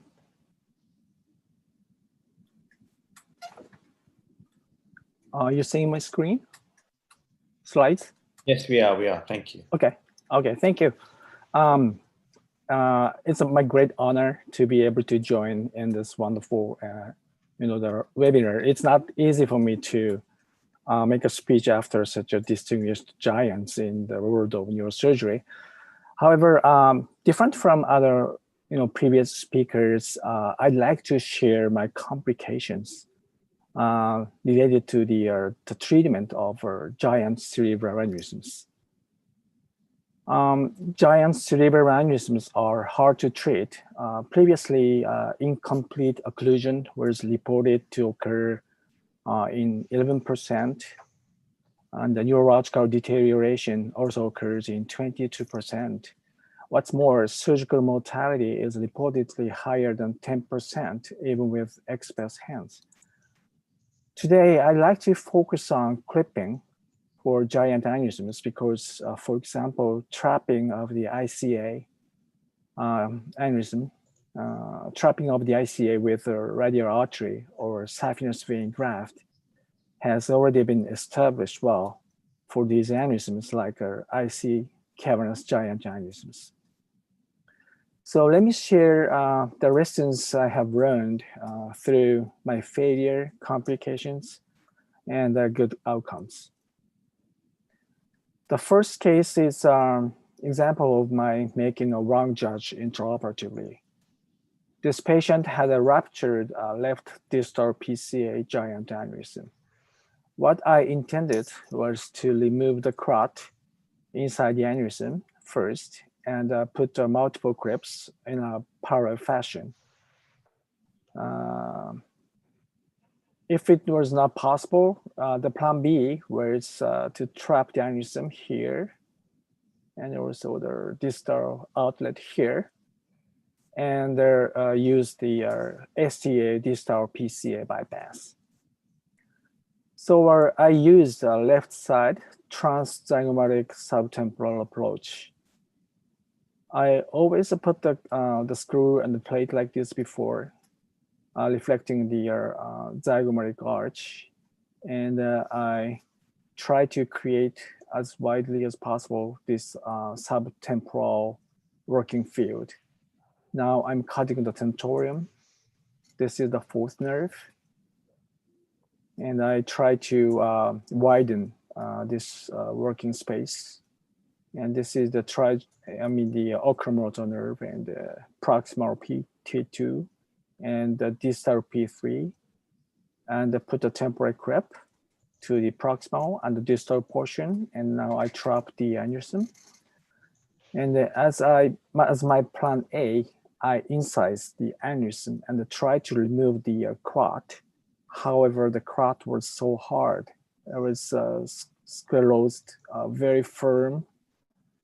So I had to, give up my plan A. However, I observed when I released the distal temporary creep, I felt that the collateral flow was sufficient. So I decided to simply trap the aneurysm. And the ICG-VA showed a good flow of the cortical arteries. However, on the next day of surgery, the patient had a lower infection in the PCA territory, requiring the decompressed craniectomy and leading to the poor outcome. So I learned we need to reconstruct the parent artery no matter what. So the second case is an ACOM, giant aneurysm, causing cognitive dysfunction. Look, this aneurysm appears to have a narrow neck here. You may think that you might be able to insert creep to the neck, but we don't know what the aneurysm wall is like until we actually see it. It's probably thick and hard, and it's also might be partially calcified. So my plan is A3 bypass first, followed by left STA, radial artery, distal A3 bypass, and trapping of the aneurysm. So now I'm preparing the radial artery graft. And then I harvested the STA. And the left side frontal craniotomy was made. I cut the forks and opened the interhemispheric fissure, and I resected the forks so that I can get the wider space. This is the right side A1, proximal portion, and the distal A2. Aneurysm is here. It's buried in the brain. So then I moved posteriorly to find the distal A3 like this. In order for you to complete this deep bypass successfully, I think the clean operative field is essential. So I have to avoid the contamination of the working field with blood coming down into the deep area. So by doing this, you are sure that you are making right stitches.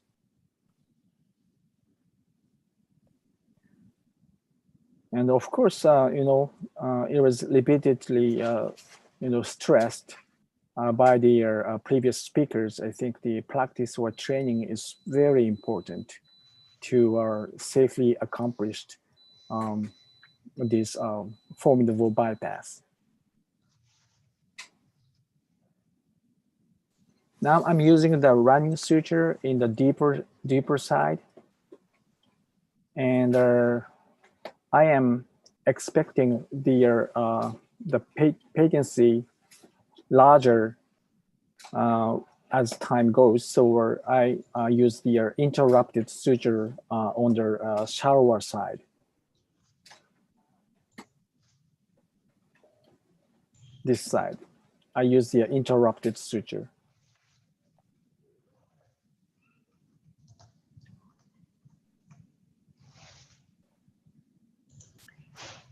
And the anastomosis, it looks good.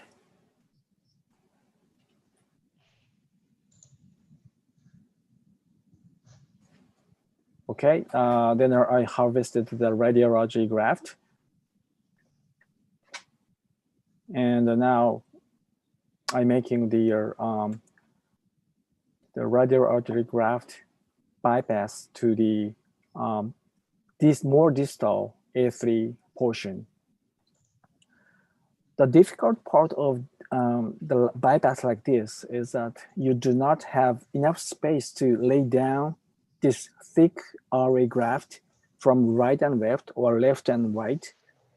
You know, the big graft in deep working area usually makes it difficult for you to, you know, directly see the interface between the donor and the recipient. And then I'm connecting the RA graft to the root of the STA. And I confirm the patency. And then I approach to the proximal portion of the aneurysm. This is the left side A2. I apply the clip to occlude this vessel, and the right side, this is the right A1.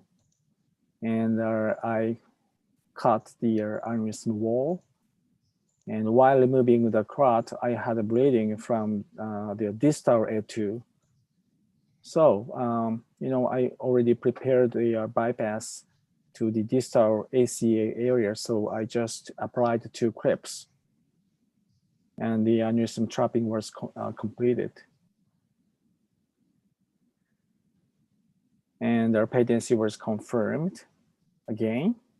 And I returned the bone flap and closed the wound. However, post-operative angiography showed bypass occlusion like this. As you see here, bypass occlusion here. I speculated that this is because the compression to the graft by the bone flap. But luckily, he had a good amount of a collateral flow from MCA or PCA, possibly due to chronic hypoperfusion of distal ACA. So he had no infection in the distal ACA area and returned home in a stable condition. The next case is a giant serpentine M1 aneurysm. It was larger than 8 centimeters and causing right hemiparesis.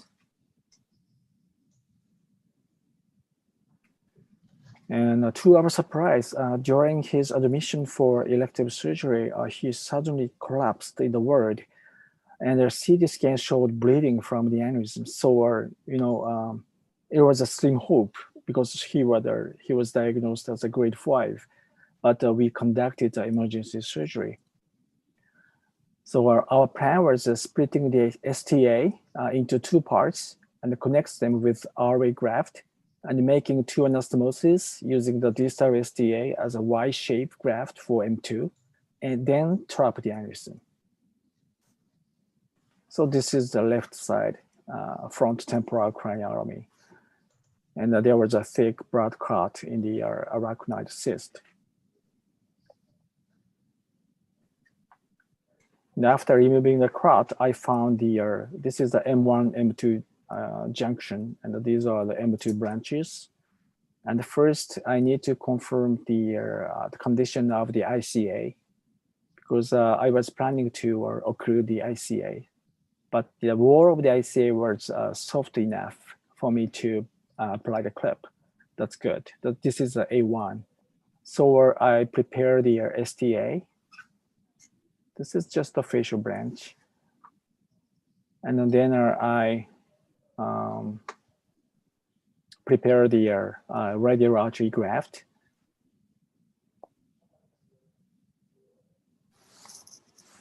And this is the Y-shaped portion. I cut the STA at the root.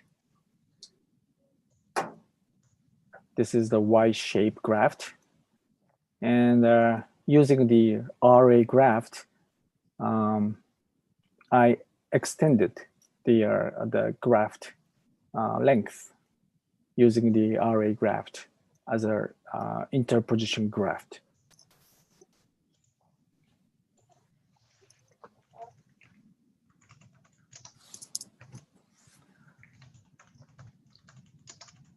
During this procedure, I think we'd better fill the heparinate saline with the heparinate saline, fill this graft to avoid the clot formation.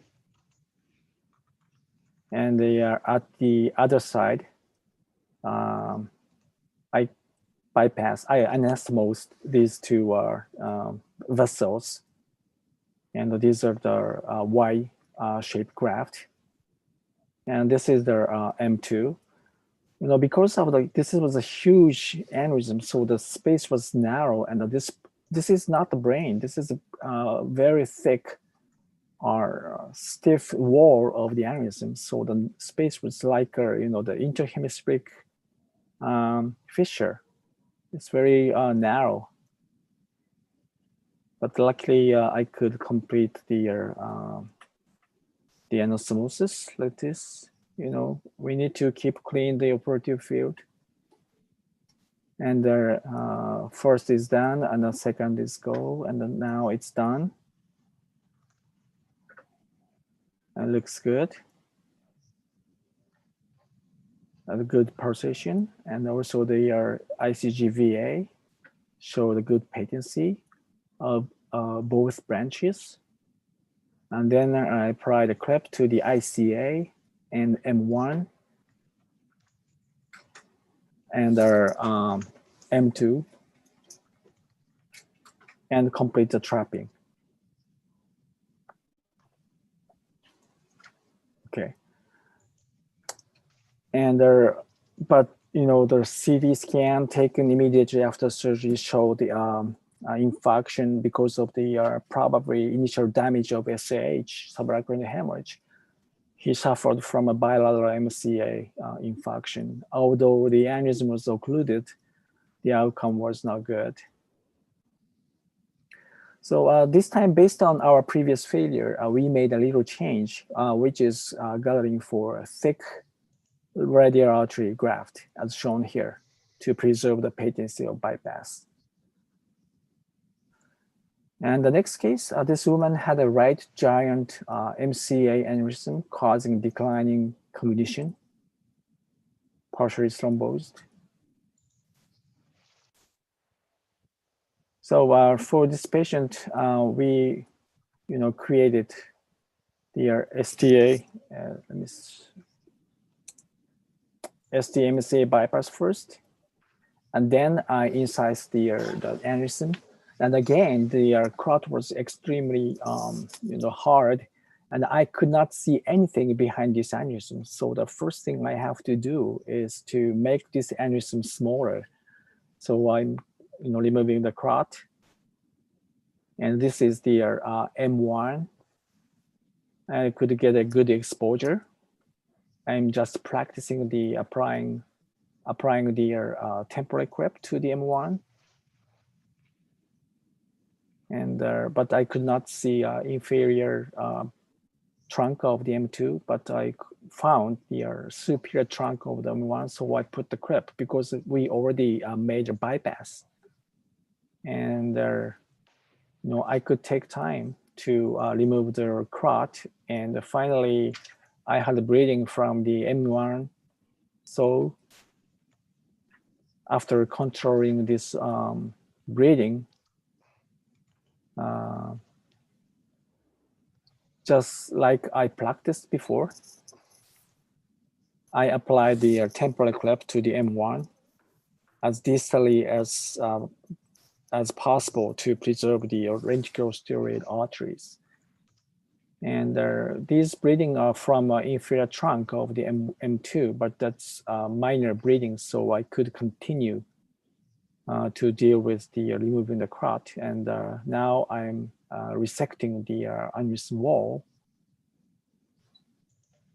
The important part is to reconstruct the M1 using this aneurysm wall. So I use this large long clip and use the multiple clipping method like this, using a variety of shapes of clips. And the patency was good.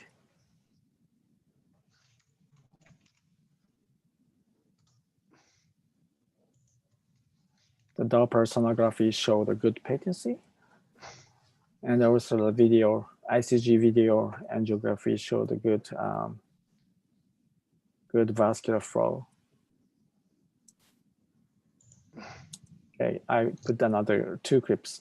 And there was no infarction of the post-operative MRI. And as you see here, in this case, I could nicely reconstruct the M1, and she returned home in a good condition.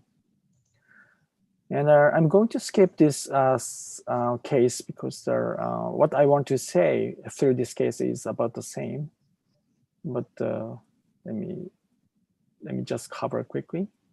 You see, this is a very big aneurysm. I use the bypass. The bypass is very useful. And I have to remove the clot like this to shrink the aneurysm. See, and same.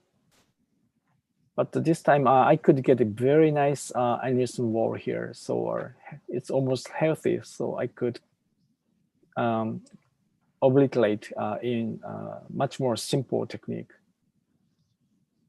And she returned home with no neurological deficits. And this is the last case. He was a 12-year-old boy who had a severe headache while he was playing baseball.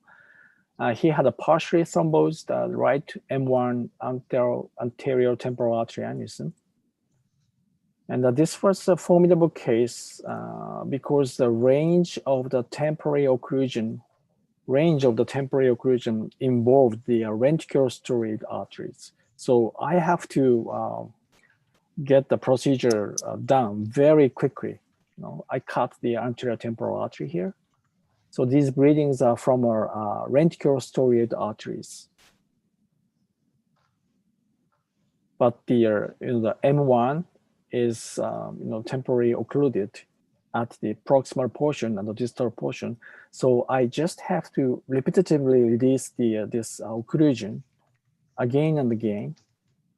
And I try to apply the clip here because it looks possible, but as you see here, because of the form wall of the aneurysm, the clips slipped in and make the stenosis at the origin of the M1.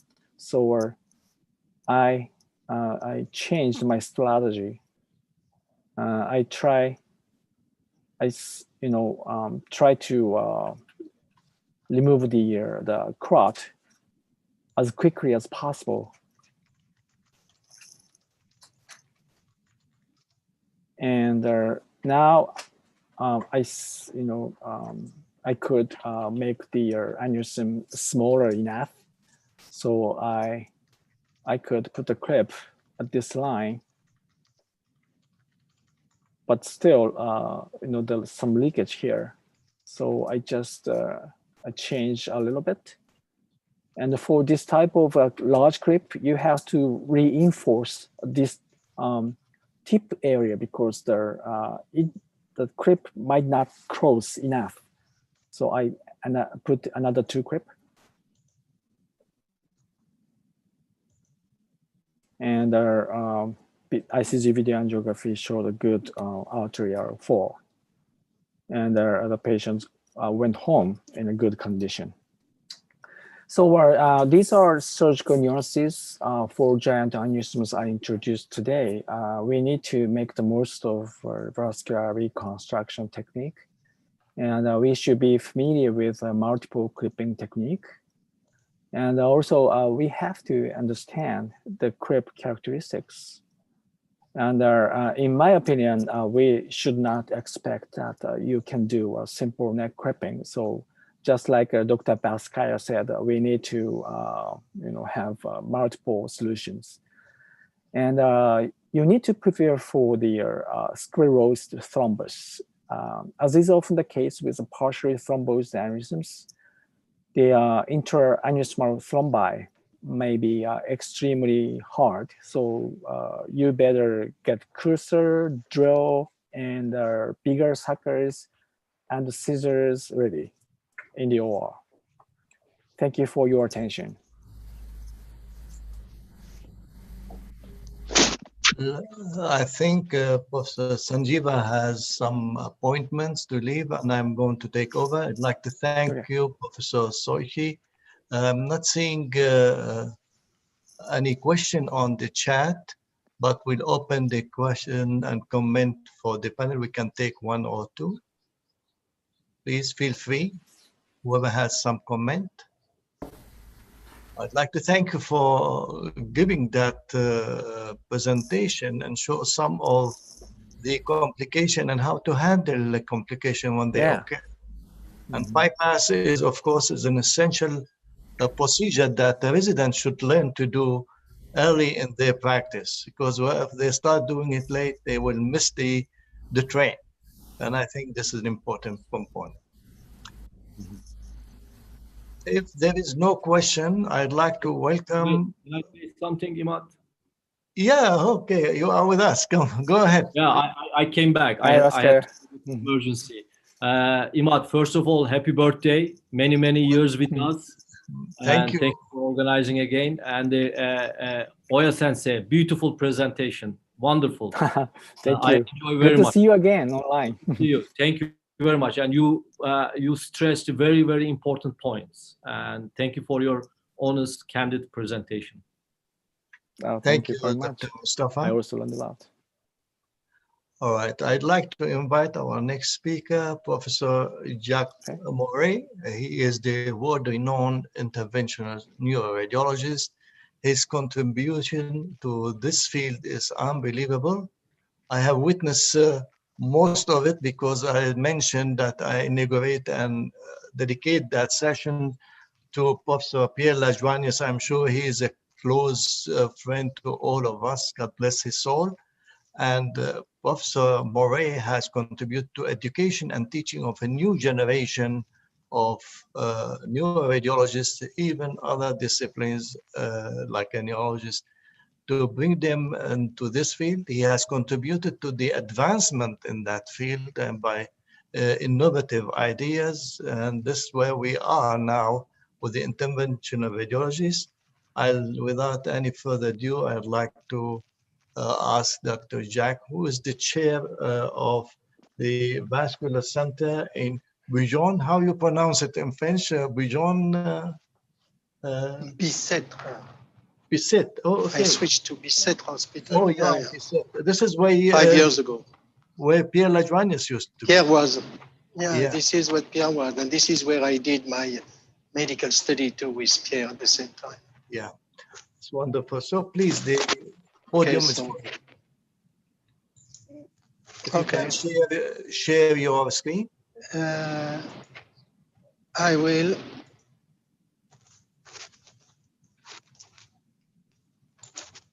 We see your screen. Is it okay for you? Yes. Very good. Okay, so this is the old hospital I'm working with. It's old from outside. It's very brand new from inside. Basic principle. Again, I'm not here to put oil on the fire, but just some basic principle each time you see a patient. Nobody wants to have the head open anymore. That's a problem, but it's a fact. Endovascular treatment gives good result and it improves every year, which is also a fact. And another fact, it's more and more neurosurgeons do endovascular. They change their culture, and I think this is a good point. Having said that, let's have a look to what has happened to our discipline since 1975. This is what I call the obsolete treatment, the mature treatment, and the under-evaluation treatment. So let's stop about the balloon selective occlusion and the flow disruption. And let's have a look at what we call the mature treatment, which is coiled, self-expandable, mixing your balls, flow diverter. And I will add also the endovascular device, which is a web that we are using since 2012. So it's not anymore a new treatment, it's a routine treatment in our daily practice. The guideline for selection of appropriate interventional neuroradiology approach is just based on few things. Your own philosophy and experience, it's absolutely important. Sometimes you are in a situation where there is no other reasonable choice, so you have to do endovascular treatment. And for the rest, it's at least 95% of the aneurysm, endovascular treatment is possible. So let's go quickly through what's possible with endovascular treatment, and then we'll see the potential concern that we might face in the other situation. So this is what we were doing in 1995, wide stenting with wide balloon remodeling with coiling of the aneurysm, having this result after the treatment. Today, we have much more fancy tool to do it. We can deliver stent, we can deliver braided stent in a wide configuration and stent in the middle and get this wonderful result after the treatment, whatever the size of the neck of the aneurysm. It's another middle cerebral artery aneurysm. I took those examples just to, fix exactly what we can do in a very typical neurosurgical indication. This is a kind of aneurysm that you don't really see clearly where the neck. It's a very ugly looking aneurysm, but if you reconstruct the wide division with wide stenting, it's not that difficult to put coison in the middle and to get this wonderful result on a 3 months control angiogram. Another shallow aneurysm, again at the middle cerebral artery bifurcation, which is going around the bifurcation of the MCA. And again, with this proper selection of the stent, you can really do a wide stenting, put coil in the middle, get around the sac of the aneurysm, around the bifurcation itself, and finally got a very good result. Even the dissecting aneurysm of the pica, it's no more a real concern for us. We have the possibility to deliver a very small stent to put coils in the middle. And even today, I would do this treatment with a tiny little flow diverter. Well, this is the kind of result you can get after the treatment with a perfect exclusion of the aneurysm. So just for you to show what we can do. Now, the technology is evolving and we have the possibility to use also this endovascular device, the web device, which is in this situation where the neck is clearly visible and the sac is very regular, a piece of cake, you navigate, you drop the aneurysm inside, and you find this 18 months later, the perfect closure of the aneurysm and preservation of the middle cerebral of the anterior communicating territory. When the aneurysm, again, at the middle cerebral artery bifurcation is ugly looking with a very wide neck, difficult to think that it's possible to do it with an endovascular device. It's not true. You can deposit the cage inside the sac of the aneurysm, that is done here, and then you check. We have the possibility with this fancy radiological equipment to look at what's happening with the device inside the sac of the aneurysm itself, and we clearly see that there is a small remnant at the level of the neck.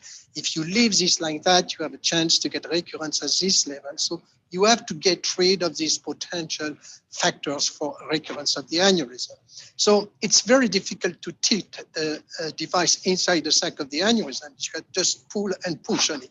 So one possibility to do it is to put a balloon at the bifurcation. Here you can see the balloon is inflated, then very progressively you deploy the web, and then you pull on the web.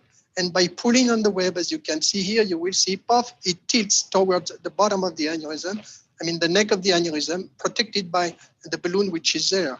And having done that, you can clearly see the difference between what it was before and what it is after.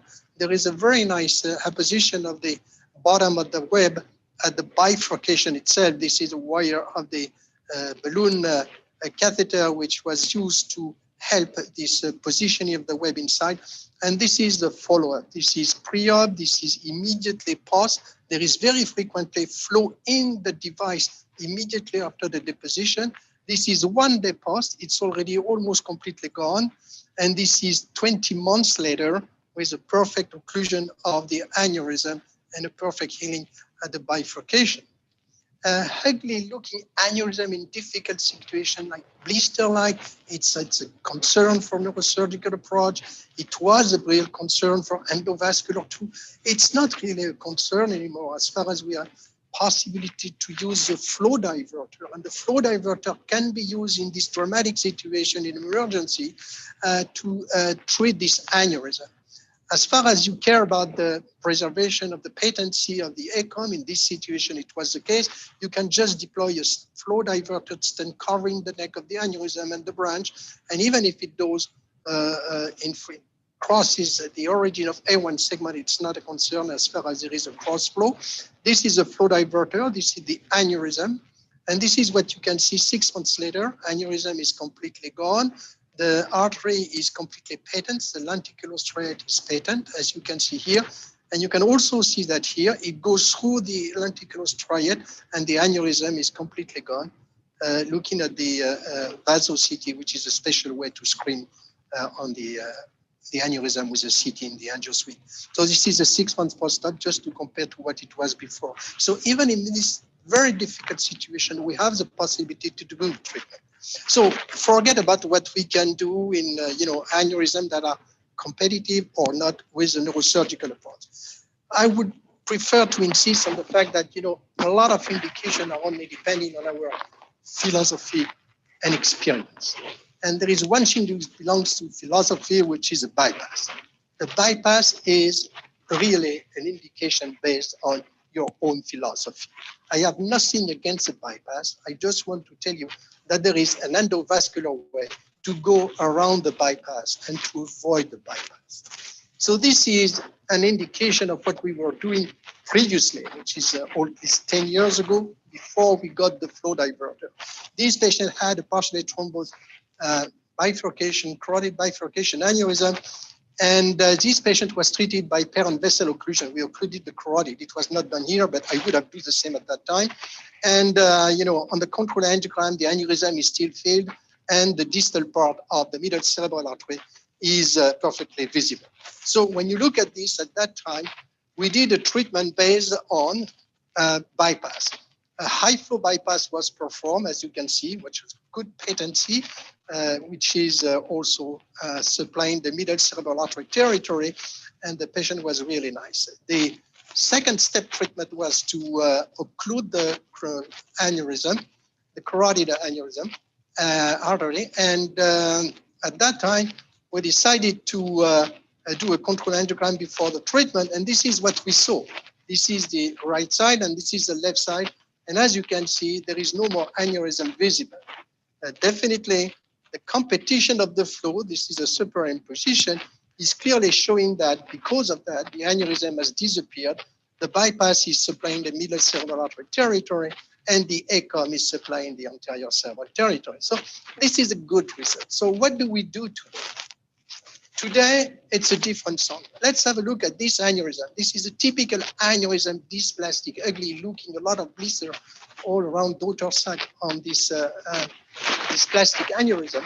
And of course, there is a possibility to occlude after doing a bypass surgery, but also there is a very simple way to do it, which is crossing the aneurysm, delivering a flow diverter, and this is what you get, a perfect reconstruction of the parent artery, and the aneurysm is gone. So this is really a tremendous thing. Let's have a look at this. This patient got a giant aneurysm of the bifurcation of the carotid artery. He had a bleed at the time it was discovered, and he was treated 2 times by endovascular approach by coiling of the sac of the aneurysm in another department.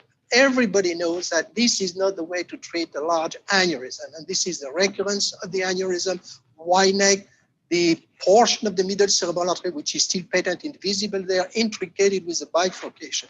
So there is also a good indication for a bypass surgery, but there is also, as far as you have a different kind of experience, a possibility to just put a flow diverter crossing the carotid, supraclinic carotid artery to the A1 segment. As far as you bridge this, you just cover the neck of the aneurysm. So what about the patency of the middle cerebral artery? This is what's happening. Look at that 5 months later and 14 months later, aneurysm is completely gone. The parent artery has been reconstructed. And what's left from the middle cerebral territory is completely patent. So this is something that you have to, know. It's possible to do this kind of treatment just by covering the bifurcation as far as you maintain a high blood pressure for a while. It's another example of a ugly looking aneurysm, dissecting aneurysm with an entry and 2 exits. As far as you check the potential collateral situation, circulation on one of those 2 territories, you can know the one that you can bridge and the one that you can potentially include in the occlusion of the sac of the aneurysm.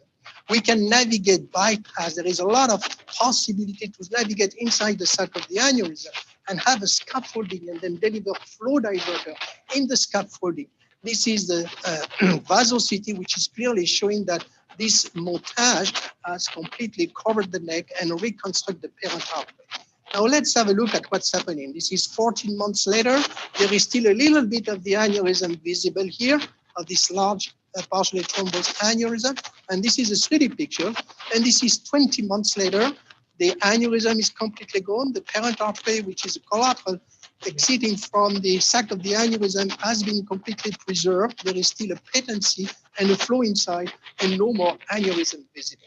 So just for you to understand that this kind of difficult aneurysm, which is a potential indication for bypass surgery, is also a very good indication for intraluminal parent artery reconstruction, just for you to understand what it was before the treatment, and this is the patient after the treatment. Now, let's have a look at this difficult aneurysm. It's an aneurysm which is at the distal part of the carotid, supraclinoid carotid, just at the origin of the middle cerebral artery territory. This is the PCOM, as you can see. This is the posterior circulation. There is no supply from the A1 segment. And this is the injection from the vertebral that you can see. You inject retrogradely through the PCOM, the aneurysm. So basically, the whole middle cerebral artery is completely intricated in this giant aneurysm. There is also a good indication for bypass and then occlusion of the sac itself or occlusion of the parent artery. But if you look at the anatomy, there is also a possibility when you go from the posterior circulation and then you come retrogradely through the PCOM and then you navigate in the first porch and then in the second porch and then you find the exit and you get access to the middle cerebral artery to do this kind of montage. This is a high pressure injection of the carotid. You can see the supraclinoid. This is the PCOM. It stops here. There is no A1 segment. And this is the beginning of the story of the aneurysm. And this is the opposite side, just to understand the potential cross flow from the circle of Willis. So what we decided to do is to navigate from the posterior circulation this way. So of course you cannot do that with one single flow diverter stent. So you have to do scaffolding stent instead in a telescopic way, and 3 different flow diverters were delivered coming from proximal to distal. This is the coverage and the reconstruction of the parent artery. This is the section through the montage of the stent, clearly showing the perfect reconstruction of the lumen of the vessel.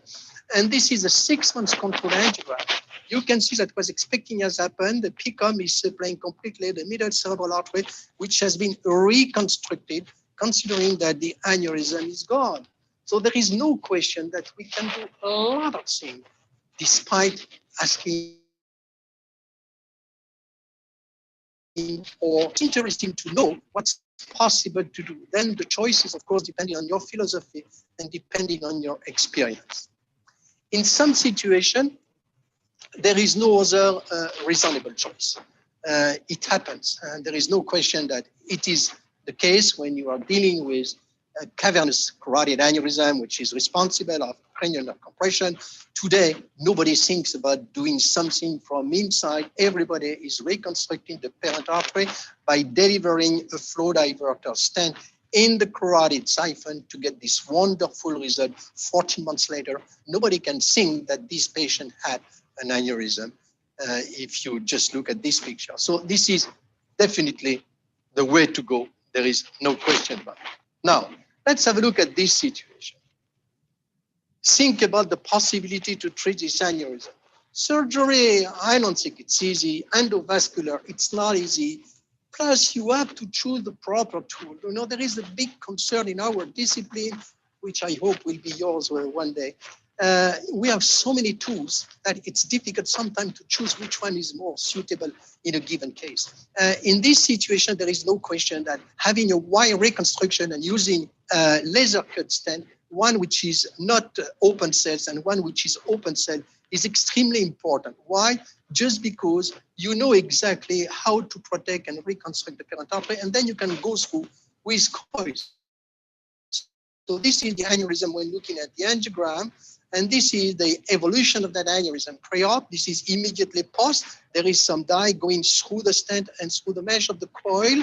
And this is 8 months later, a perfect reconstruction of the basilar division, and the aneurysm is gone.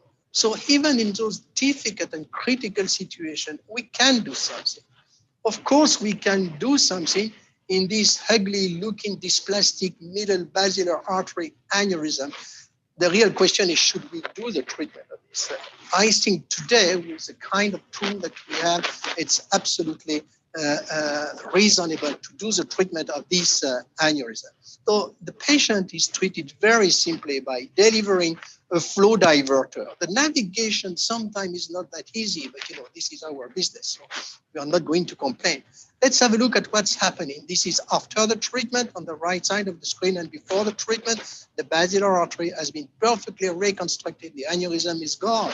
It's not difficult, and this is also one of the beauty of the tool. In most of the cases, it's not that difficult. I'm not saying that you don't need experience. Of course, you need experience, but it's not as difficult as, for example, neurosurgical approach.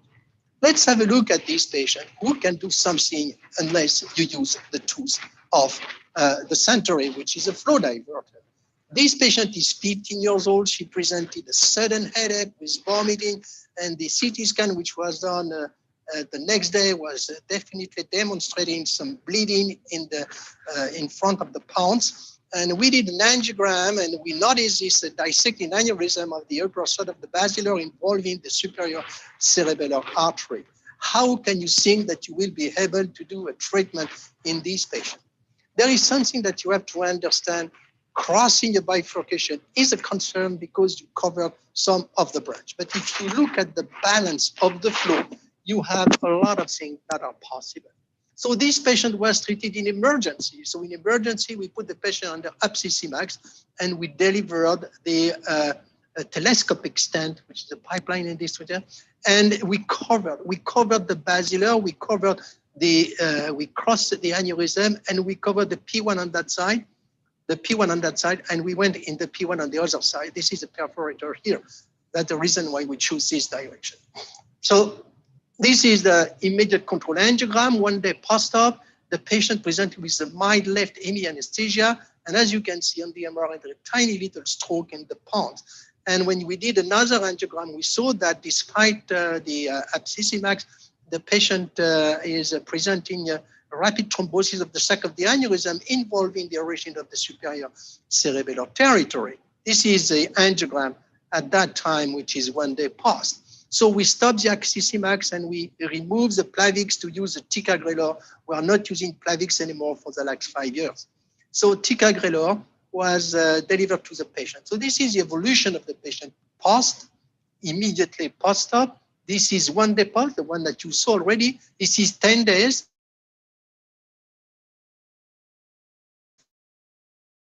Due to the treatment with the aneurysm, and we gave time for the flow diverter to divert the flow.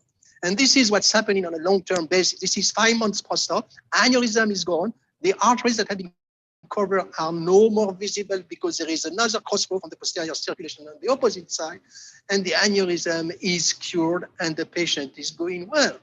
So there is no question that this kind of aneurysm before the flow diverter, it was not really possible to do a real treatment, and a treatment which is going forever. This aneurysm we already saw, and let's have a look at this one. You know, I saw during this webinar a lot of giant aneurysm, and basically, you know, the giant aneurysm, when it extends in the distal territory, it's something which is difficult. First, there is a lot of mass effect, but most of the mass effect is due to the edema around the aneurysm, and some of the aneurysm keep on behaving like a real tumor. So this is the thrombosed portion, this is the patent portion, this is the patent portion that you can see, and this is what you have. This is third M3 aneurysm on a small branch, which is obviously the angular branch, and we definitely need to try to preserve this angular branch. This is a different projection to see the aneurysm. Today, it's not a deal. You can just navigate very easily with a tiny little catheter, which is a 17 micro catheter, the same catheter as the one we use for delivering coils. You navigate in the sac, you get out, then you extend, and then you can deliver the stent. Sick baby was delivered in this condition. So this is the immediately post-treatment. You can see there is still some flow going through the stent. This is a vasocity, which is reconstruction of the CT done in the angio suite, you can clearly see that the branch has been preserved and we are crossing the neck of the aneurysm. Now let's have a look at what's going on. The 6 months post-op angiogram is clearly demonstrating that there is no more aneurysm. In addition to that, the edema has completely diminished and regressed, and there is only the portion of the aneurysm which is composed. So overall, after having your own philosophy of treatment, after looking at those cases where there is reasonable no choice to do except trying to do something from endovascular, the rest of the endovascular treatment is more or less, most of the aneurysm can be treated by the endovascular approach. I think this is a very important message for the future. How can you keep on, and we already discussed this, how can you keep on training neurosurgeons, understanding that with the evolution of the devices and the technology and the experience of the endovascular surgeon, we really don't need too much. Even the bypass surgery is going to diminish a lot because we have the possibility to reconstruct all the vessels that were potentially candidates for bypass surgery. So there is no question that it's a big point. Don't get blind, look at the future.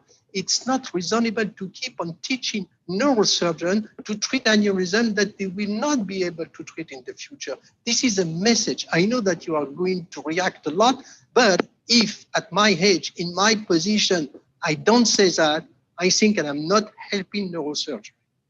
Thank you. Thank you, Jack, for this wonderful presentation. And I just see Dr. Poggi, Giovanni has one comment or question. It's a wonderful presentation. And I agree with the statement you mentioned early in the webinar that train your people to the advancement, don't stick on something that you might not be using it 100% in the future. And as you said, the American way, now the young neurosurgeon, they will be trained for both.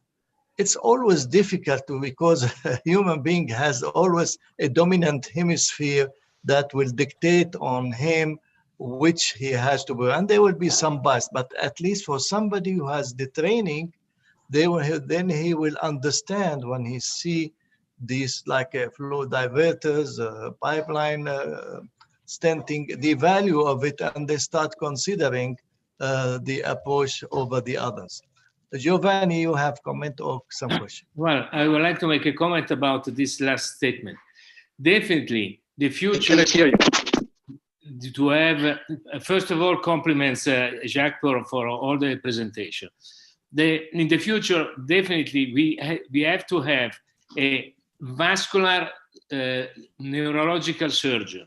That means that we'll be able to do interventional and surgery. Like, for instance, my friend Giuseppe Lanzino is doing in the United States. But at least in Italy, there is a law that is against that because radiologists are against this project. That is the problem that we have in Italy. But that's we will overcome. One question to you. Wonderful. You show that you can treat almost all aneurysm or giant aneurysm. My question is, when the giant aneurysm is clinically presenting itself as like a tumor, not like a rupture, you close the aneurysm, and that's wonderful. Who take out the tumor? Okay. I'm not pretending that everything is a piece of cake. The giant aneurysm, it's a different song. A giant aneurysm might behave like a big tumor, even when it's completely excluded from the circulation just by the triggering of the angiogenetic factors. So this is a big concern. But let's have a look, frankly, about what's happening, most of the time. What's important in giant aneurysm is the edema, which is surrounding the aneurysm. And after exclusion of that, the edema, most of the time, just disappears. So even if you keep, an aneurysm which is shrinking, it's not disappearing, but it's shrinking. With time, the mass effect, most of the time, disappears. Now, suppose the mass effect doesn't disappear and you need to do something to remove, surgically speaking, the mass effect. When the aneurysm is excluded, it's just a piece of clot which is organized. So you can cut inside, you can do what you want, and forget about treating the aneurysm. You just remove a tumor or portion of a tumor. It's not going to grow again. You just remove portion of the tumor, portion of the thrombosis, and then you give space, and then you remove the mass effect. So I'm not saying that the mass effect is always disappearing. The mass effect is disappearing most of the time because of the edema, which is disappearing. If it doesn't, then remove it surgically. It's a tumor surgery. It's no more a vascular surgery because the aneurysm is already excluded from the circulation. Any other comment? I have a question. Vladimir. Yeah, Jacques, that's extraordinary what you are doing with this flow diverters. We love them also, and I believe that this is really the treatment of the vessel, that the vessel gets healed. However, there is a delay between the procedure and the final result. Several weeks, months, whatever. We have never seen a rupture during this period. Did you see a rupture during the period of healing? Extremely rarely. Probably less than 1%. Probably less than 1%. You know, the very important point, we were not believing that. Those blister-like aneurysm, it's a hell for everybody. Okay? Putting a flow diverter under antiplatelets treatment is the way to go. The complications that are related to bleeding after the delivery of the flow diverter is very, very rare. What's not that rare is in the meantime you need to get a complete exclusion of the aneurysm for waiting for re-endothelialization of the wall, the blister-like aneurysm might keep on growing. You know, we have cases where we were obliged to do 3 different treatments, putting flow diverter to get rid of this aneurysm. It was not bleeding, but it was keeping growing. You know, not everything is not solved, but it's evolving dramatically. And, you know, more and more in difficult situations, I think emergency is not a real concern. The concern is, when do you do the external shunting? You know, when the patient needs the shunt, you know, you better do it before, because then the patient is fully loaded with antiplatelets treatment.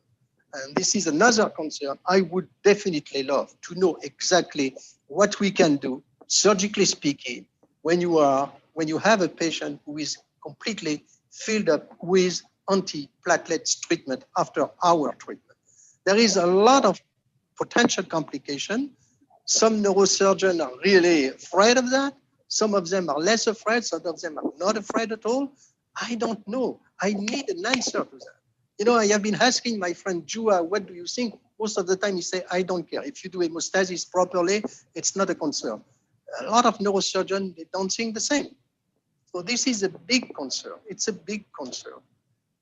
And let me provocate it a bit. Imar, I have heard your lectures some 20, 25 years ago for the first time. Already at that time, you were telling that there is no future for vascular neurosurgery, that there is no future for aneurysm surgery. How would you explain that we are still there now? Oh, very simple, very simple. First of all, radiologist, neuroradiologist, myself, we were stupid enough, we are stupid enough, I was stupid enough, I am no more, to manage a patient without controlling the bed.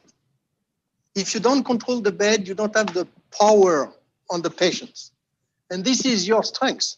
You control the bed. If you control the bed, you control more or less indication. You know, we are not going to do something in your bed that you don't want to be done. So this is a big, big concern. The second part, you didn't believe too much in the endovascular treatment originally, so it took time, definitely. Now you believe, now you get training, now you are taking over the business, and I don't care. Honestly, being a neurosurgeon or being a neurologist or being a gynecologist, if you get the proper training, if you do it properly, I am okay, you do it. The worst is to do something that you don't master.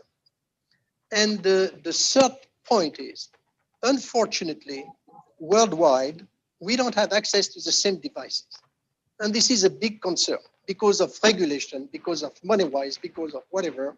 You know, I know a lot of countries in the world, they don't have access to all the devices that we have. Plus, in addition, if the patient cannot pay, he cannot get the treatment.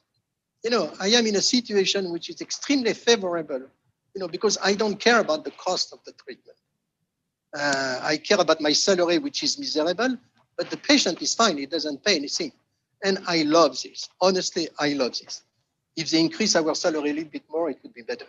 But nevertheless, this is the system. So, you know, there are many, many reasons why it's not growing that much. But honestly, most of the time, all around the world, it's not more than 20 to 25% of the aneurysm overall treated by neurosurgery. The rest is going through endovascular. Look at China. 10 years ago, they were not doing that much. Today, they're extremely good. They have developed a good technology. They have access to the medical, to the devices, not exactly the same devices as the one we have, but it's growing dramatically.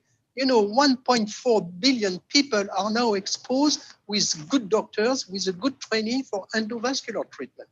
So it will go this way. I am 100% sure that less and less neurosurgical approach will be done. It's not a problem. It's the same discipline, and we are dealing with the same patient. So don't complain. You know, we are not, don't complain, you know. The best pasta in the world is in Italy. So, okay. So try to copy and don't complain.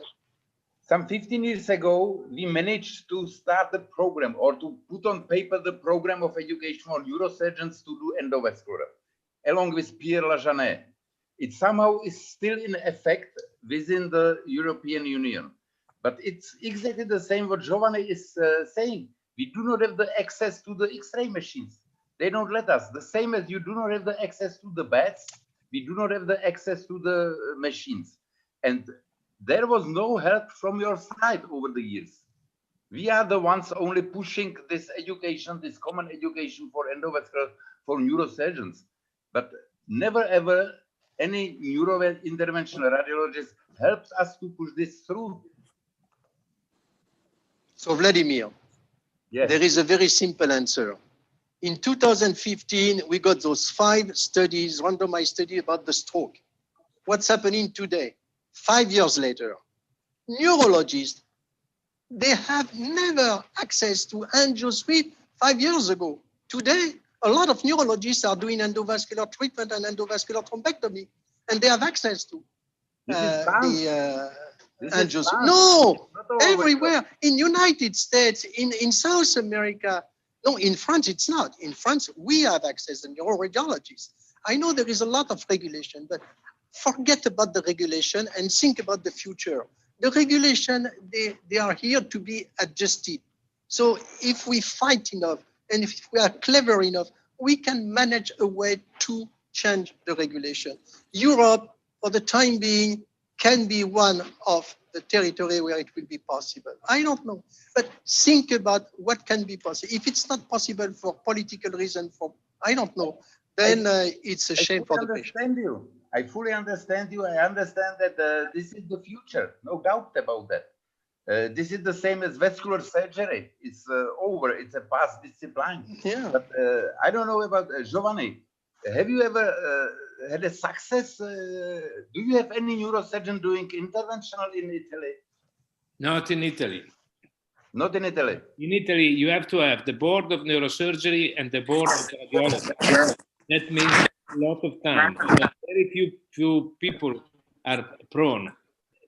Plus, the radiologists, I'm sorry to say that, are very conservative and they don't want to have somebody in their garden.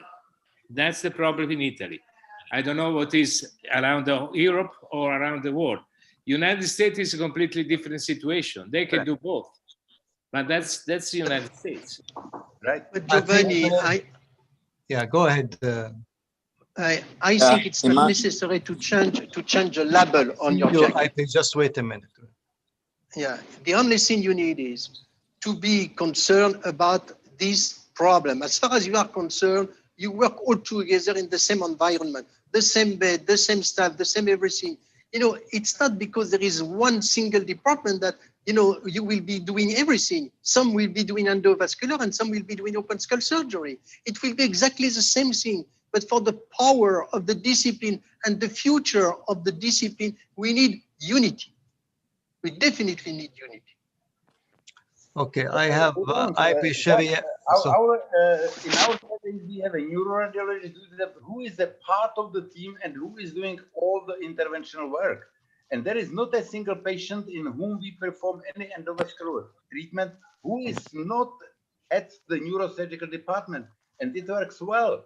This is one of the ways how to overcome this stupid, we call it nuclear law, what Giovanni was talking about. That was put on the paper that we can handle provided there is 1 year of training in a respected place, you know, and then another one at home. We put it together with Pierre Lajanet, and it took lots of time to put this together. But then you hit this nuclear law. In my country, neurosurgeon who would like to do endovascular, he would have to have a attest in radiology. It means that for a year or two, he will be describing lungs and broken legs. No one will do it. I think, yeah, this is a problem all over except in the US and some areas now. But right. I'd like to commend Jacques about his objective ideas that unity is important, work in collaboration, and it's time for changes. The problem, as you said, they want the neurosurgeon to do radiology physics for 4 years, and he will lose the expertise on both sides before he starts anything else into endovascular. But let's hope the best, and I think we just want to not to put this arena, but this is an important discussion for the trainees because they want to see if they can attend or they are just go for 1 year or 2 years or 3 years, and then they should be like in the US system. We should adapt this system actually. IP Sharian, he has one comment, I don't know, from India, please, IP. Hey, Imad, thank you very much. First of all, Jack Murray is a legend. There's no doubt. Excellent lecture. And best of luck with the dream that vascular surgery would disappear. I don't think that's going to happen for a long time, another 25 years more at least. I wish I could say that the cost doesn't matter, but it is not so. 5/6 of the world is low and middle income countries. And it is unnatural to have a treatment which is costing 100 times. And this is being pushed into all these low cost, countries where people cannot really afford. I'm seeing it in India. I have seen it in Nepal. And thanks to this, the skill of clipping, the skill of bypass is also disappearing. And again, as you said, clippers has also been stupid because aneurysm clips have never advanced. While the devices have advanced so much more, aneurysm clips have never advanced. So while I would say this would be part of the future, I wouldn't definitely say that this would be the future and vascular surgery would disappear. As long as countries like India, South America, Africa would exist, and as long as this economic system would not change, I don't think we can ever say that cost doesn't matter. Yeah, nobody said that. I'm sorry. No. Yeah. Go ahead, Jack. Cost is always a point where the discussion stops. Cost is a real concern. I agree with you. But there is no concern with any solution. There is always a solution. Second, if you look at the countries where it's supposed to be too costly to be used, look at the distribution of the devices. Why a same device is costing 3 times more in somewhere, I will not say the countries, compared to what we pay in France or what we pay in Germany? Because even in Germany, it's cheaper than in France. Why? Tell me why. Because along the chain of distribution, this is a 10% step. Each time there is a step, you take 10%. So at the end of the scale, it's 3 times more. So this is a cost problem too. So, you know, be frank with everybody. You know, as far as we speak about cost, we have to be frank with everybody and to speak honestly. The cost is a concern, but there is nothing that you should never forget, that the cost depends on if you buy or if you sell. There is always a bargaining, and there is always a possibility to find a solution, depending on if you buy or if you sell. Cost is a concern, but it's not a concern with no solution. Okay, well, Jack, well, thank you very much for sharing your experience. Your thoughts is tremendously of value for the future of this practice. And we hope that things will change with the time. And I think we have to move for the next speaker. Wonderful. I'm sorry. I'm looking forward to have you one more time in our webinar whenever you have. Thank you. Chance. Thank you for sharing this. Thank you. Bye-bye. I think I'd like to invite the next speaker. I think, Vlad, you are the next online. Yes, I know. Okay, now show us the microsurgical technique for the ophthalmic aneurysm. There? We're looking forward. Well, this is difficult after Jacques, who has shown extraordinary images and extraordinary aneurysms. This is a training. I support you. So this is why I'm going to focus on one location only and on a simple surgery and to show how to do it. I hope that this will be interesting for the young people who probably got bored when we were discussing the costs of the devices. I fully agree with you, Jacques, in that, because we have seen the same thing in shunts. Shunts were extremely expensive in Europe and extremely cheap in India. So this will be the same thing. All right, let's go to ophthalmic aneurysms. No conflict of interest, of course. How we decide between the clip and coil? It's fairly easy. The more blood in the subarachnoid space, the more we go for endo. Of course, the worse the WFNS score, the more we go for endo. The older the patients, again, more endo. And the more medium-sized aneurysm, because the huge aneurysms and really small, like blister ones, we still feel that surgery is better. And in ophthalmic aneurysm, there is another aspect, which is the more drilling is needed, the more we go for endovascular. And although the more the aneurysm is located below the optic nerve, the more we go for endo. So this is simple rules, which are, of course, not dogmatic, but which we somehow keep in mind and decide the individual. Over the past 10 years, we have had 150 ophthalmic aneurysms. Endovascular treatment was done in 106, so only in 42 we went for surgery. And this is the same ratio which we have in all the series of more than 2,000 aneurysms now, that 30% of the aneurysms are treated surgically and 70% by endovascular means. And we are happy with endovascular surgery by all means. So I don't really care whether the aneurysm is treated endovascularly or surgically, because what's important is the outcome. Should the patient be all right, then it's perfect by any means. Should the patient be in a bad condition, then any treatment is, of course, wrong. The only unfortunate thing about this is that in the decision-making process, you know that you've made your mistake only after. With the hindsight, you realize that you made a mistake. There is also a combination, this one an aneurysm which I clipped, and I was not really satisfied because I was unable to see the tips of the clip. So we went immediately to the OR, to the angio suite. This is 15 minutes after the last stitch, and we called the aneurysm. I'm not sure whether this was good thrombose or not, but this was rather elegant approach. Surgically, there is no inaccessible region in the brain. You may see nearly the whole circle of Willis from one single pterional craniotomy. This is like that.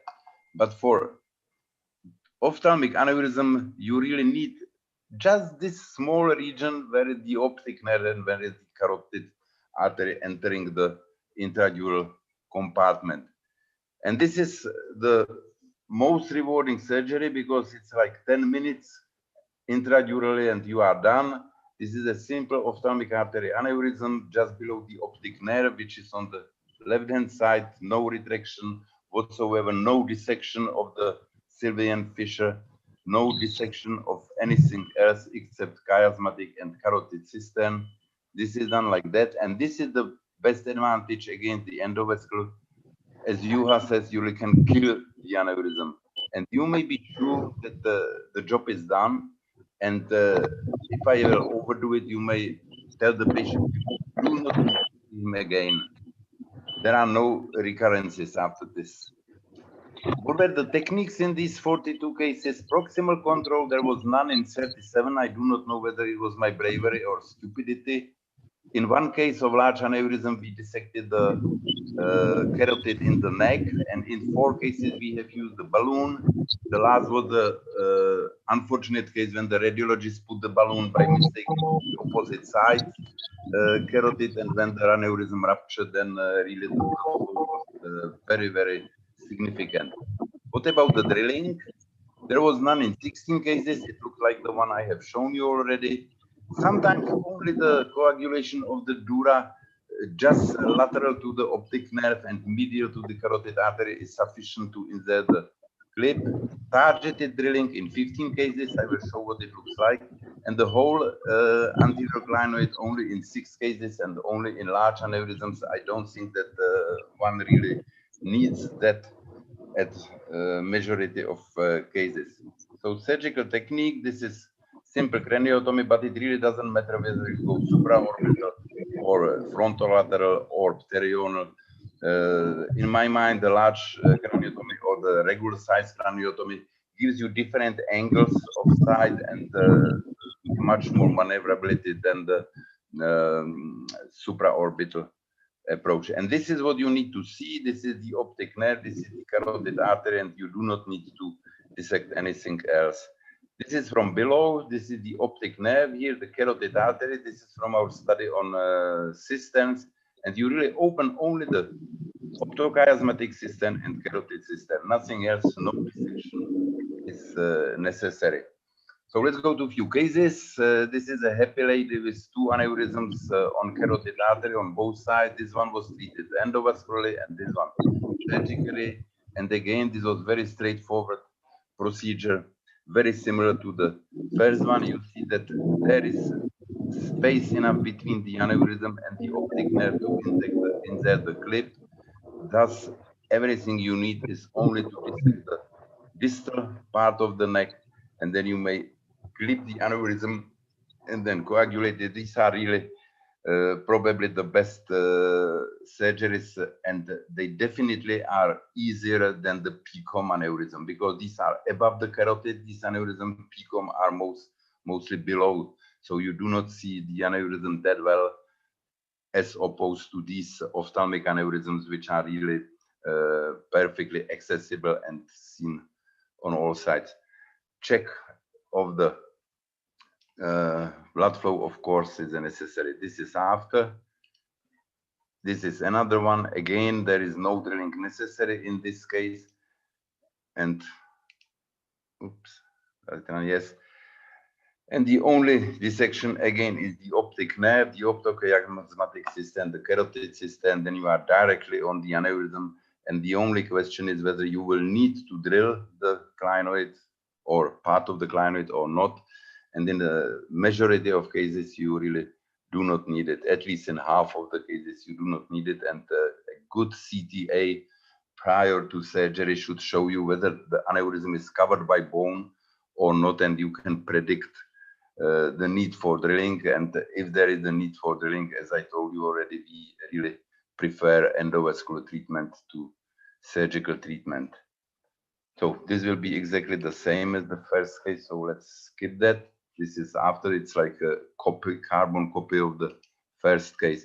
This is the CTA, and you want to check the tuberculum cellae and anterior clinoid, which really tells you whether the drilling will be necessary or not. And again, even with drilling, you do not need too much space. You need to uncover the upper ring and then resect it. And Mustafa has said, falciform ligament. So you start your drilling medial to the optic nerve and you go only lateral to the carotid artery. You do not need to expose the lower ring and you do not need to cut the lower ring because there is the danger for the third nerve. The opposite is true for really paraclinoid aneurysm, as Mustafa has said. So this is the drilling, the red part. The most important is, of course, optical strut, because this allows you to get anterior to the carotid artery. And this is what you use when the aneurysm is large, because then you need, again, different angles of approach, and you need to see more, and you need to gain some space.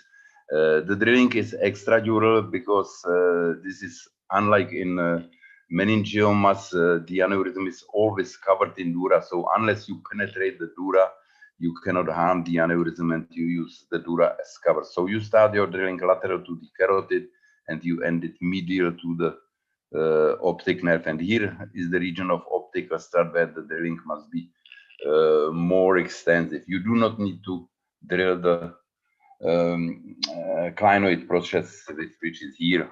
So let's see one of those aneurysms with the drilling. It run. It does. So this is already partly resected. The clinoid process, the tip of the clinoid process is untouched. Here is the posterior part of the aneurysm. Here is the carotid artery. So what you need now is only to uncover partly the distal aspect of the neck, and then cutting the dural ring, separating the optic nerve from the carotid artery and the aneurysm. Here is the optic nerve, here is the aneurysm. I sometimes leave piece of the dura on the aneurysm because it doesn't matter, since you anyway need to go underneath and to uncover the neck where there will not be dura. And quite frequently in these aneurysms you need multiple clips, and you might try several types of clips and several angles of approach. What I really like is to reconstruct from above. So this is the first clip which occludes the aneurysm only partly.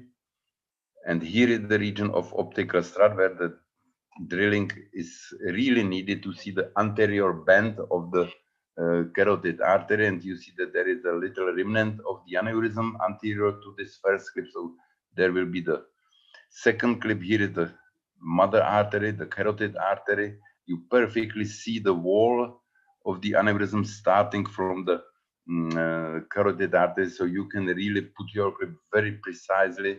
You can see it from the both sides because you are coming from above, and you can move the aneurysm. If you have a well uncovered optic nerve, you can move the optic nerve. You may not be afraid of these movements. So this is the second clip, which is anterior to the first clip. Then the third clip, and fourth. So this aneurysm was treated by 4 clips, and that's rather frequent that you need to use more clips for the ophthalmic aneurysm. You see, this is the third that you can put it really directly on the neck in this region, and the fourth clip will be already angled from posterior like that. And you see that the dural ring is left on the aneurysm. It's not necessary to dissect it, and it's just calling for the rupture. So this is it. Then you check it with ICG. Do we have it here? I guess yes. Okay, that's it. And you see the nice flow through the carotid artery, and you see that we are just at the origin of the PCOM. Nothing more is needed. And this is the post-op angio, which really shows the preservation of ophthalmic artery and the nice occlusion of the carotid neck. Another similar aneurysm, which looks really difficult. This is the optic nerve, and the optic nerve is split directly on the dome of the aneurysm. It will be better seen a little later, but it really, the optic nerve was nearly transparent, and the lady really, the patient came with visual disturbance, of course. That was the reason for surgery, and we wanted to decompress the optic nerve. And when I saw this, I saw that the patient will be blind after surgery. You will see soon what it looks like. So here we have the tractus, we have the carotid artery here. Here is the dura coming from medial to optic nerve, lateral to the carotid artery. Here is the tip of the clinoid process, which is definitely left behind. If you cut the dura and reflect it on the aneurysm, you may use this flap as some protection of the aneurysm during the drilling. And this is not time for drilling extradurally, it's easier intradurally. So you must remove all the cotonoids from the wound, because it will be 100% sure that you will get your cotonoid on the drill. And you see that there is no retraction, no spatulas, no dissection of the Sylvian fissure. It's just direct approach down to the optic nerve and the carotid artery. And again, this is drilled most anteriorly in the region of optical strut. And in this case, I really went quite far along the optic nerve, more than necessary, because of the compression which was caused by the aneurysm. You may use the bone Cusa should you want. It's exactly the same. I just prefer the diamond drill, which somehow I feel is easier and safer, because it doesn't push you to force everything. And this is the dura ring, which is cut, and you go laterally to the optic, to the ligament. You cut the dura. In this case, we took the dura out. This is the point where one should really be careful, because there is the carotid artery is rather close. Of course, since it's dural ring, you see the carotid artery below the aneurysm here, and then you turn to the optic canal and you decompress the optic nerve and resect the whole piece of dura, exposing the aneurysm. The optic nerve is to the left, still split on the aneurysm. All the time checking for the neck of the aneurysm, at least for the distal part of the nerve. Now we are on the optic nerve, which is over here already. This is falciform ligament now being cut, and then going back to the dural ring of the carotid artery. And as soon as it's resected, the whole area gets very nicely exposed. You see the optic, you see the carotid, you see the ophthalmic artery, you see the aneurysm, you see the neck, the posterior part of the neck, the anterior aspect of the neck, and you see the bend of the carotid artery in its clinoid course. So this is a very, very nice approach and sufficient for any clipping. Now this is the last remnant of the dural ring. Sorry for my finger in the field, but I didn't already have the energy to edit the video more. And you see the optic nerve, how it's split on the aneurysm neck, but now it's nicely exposed. Here's space enough for the clip, which I've inserted after trying to dissect the optic nerve from the sac of the aneurysm, but it was virtually impossible, because it's really completely flat. Sometimes one sees that in vestibular schwannomas in the 7s, and I really thought that the patient will be blind after surgery. Then we put the clip. Let's wait for that, because there is another interesting aspect of the clipping. You see the posterior aspect of the neck. Here you see the bend of the carotid artery in its clinoid course. And here is the aneurysm, which is rather patient with us and doesn't rupture. And here will be the first clip, which seemed very sufficient and very nice, and which we controlled with the ICG. Again, you have lots of angles with this approach. If you come from perional, you do not fight with your clip applied, you do not fight with your suction. You really have enough space and enough vision and enough angles of vision of everything. That is why I prefer really regular perional craniotomy against the mini approach through the eyebrow. And you see now I again tried to dissect the optic nerve from the aneurysm. It again was practically impossible, because you do not know where the optic nerve ends here, if this is only arachnoid or if this is already, if there is already some split neural tissue. So at this point we checked the flow in the aneurysm with the ICG, and it looked perfect. You will see it shortly. The ICG, that's it. You see that the aneurysm doesn't fill. You see the nice vasculature of the optic nerve, even as it is split on the aneurysm sac. So I wanted to decompress the sac, punctured it, and you see that despite the ICG, there is very nice bleeding from the aneurysm. So it means that one shouldn't depend on any technique. This may lead you wrong. So what was necessary was another clip. You see the jet of the blood from the aneurysm. So it means that this clip doesn't hold it sufficiently. So another clip, and that did the job. And after this, I will go forward.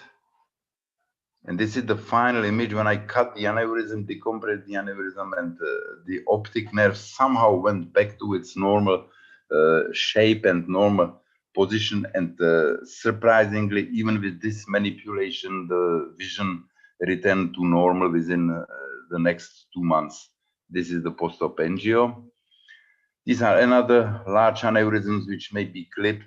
And again, in this case, you need to see the aneurysm from different angles, from different approaches. You need to see the infraclinoid process. And then sometimes one clip is sufficient, but most frequently not. And most frequently the clip in these aneurysms slips either on the mother artery or out of the aneurysm. So it takes some time to get the best position of the clip, like in this other case. There are also other cases like this aneurysm, the dissecting one, which we didn't know what to do at all. So we trapped the aneurysm, and then you really need the bypass techniques. I don't know if Jack is still present and if he would comment on this aneurysm, whether he would be able to treat this endovascular, but we treated by simple trapping and high flow bypass. The outcome in these patients was very good in almost all. These were all ophthalmic aneurysm. There was one bad outcome with hemiparesis, but the hemiparesis was due to ruptured PCOM aneurysm. Hunt has 3 and Fisher 3. Then one in vegetative state due to ruptured ACOM aneurysm. Hunt has 4 and Fisher 3. And one patient died. That was the most unfortunate. This gives altogether 7% morbidity mortality rate. And this is the patient who died. That was 73 years old lady with this partially thrombosed aneurysm. That's quite a long ago. And we went for coiling. We put the coils in. And most likely when the aneurysm thrombosed within the sac, it extended more pressure on the visual pathways, and immediately after surgery or few hours after surgery, the very fast and progressive visual deterioration appeared. So we went for emergency surgery, which was really difficult. We somehow managed, but it didn't help. And after surgery, the patient further deteriorated and died some 2 weeks after the procedure. So this was really unfortunate. So in conclusion, for ophthalmic aneurysm, there's easy access. It's really very straightforward and very easy. No retraction at all is needed. The proximal control, whether you achieve it by endovascular means or by exposing the carotid artery on the neck, or whether you would be doing those without, those which are not necessary for drilling, I don't think that it's necessary. You should have your adenosine at hand should you need it, and should you need a short cardiac arrest. Minimal drilling, don't drill the clinoid unless it's really necessary in large aneurysms. On the other hand, as in any aneurysm, you need the bypass techniques, and be prepared that you will use multiple clips. And don't forget that there is always endovascular option. Thank you very much. Thank you, Vladimir, as usual. And we open the venue to take one or two comments, if any. Wonderful presentation. Imad, one comment. Yeah, go ahead. Vlad, do you prefer to drill extradurally or intradurally in ruptured versus unruptured paraclinoid aneurysms? It doesn't matter whether they are ruptured or unruptured. When the aneurysm is large, say more than 12 millimeter in diameter, something like that, then I drill extradurally and then I drill whole clinoid process. If the aneurysm is unruptured, small, and I know it's covered by bone, then I drill selectively and intradurally. Okay. Any other Yeah, questions? Any other comment? May I? Go ahead, Giovanni. Compliments, Vladimir, for this presentation and for your skill in dealing with these aneurysms. They are not so simple often. Last slide, you say, remember always an end option.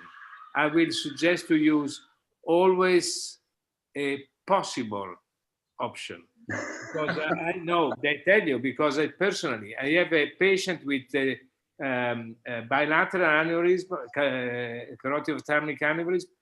One was done endovascular, became blind, and the patient said, do what you want, but I don't want this kind of surgery. So when the optic nerve is, as you showed, is deformated by the aneurysm, I don't think that endovascular is an option, because it will never shrink the aneurysm. Although Moray is not more present, but that is the problem for endovascular. It's not true. I am here. Giovanni, we now have a series of some 2,500 aneurysms since 2000. And since 2000, we have routine endovascular service 24/7. And in 3 surgical cases, I just, let's say, dissected the aneurysm, and I said, I can do nothing. I really left as it was, closed the wound, and we went for endovascular treatment. In neither of these 3 cases, the endovascular guy was able to do anything as well. So it's perfectly, as you said, possible.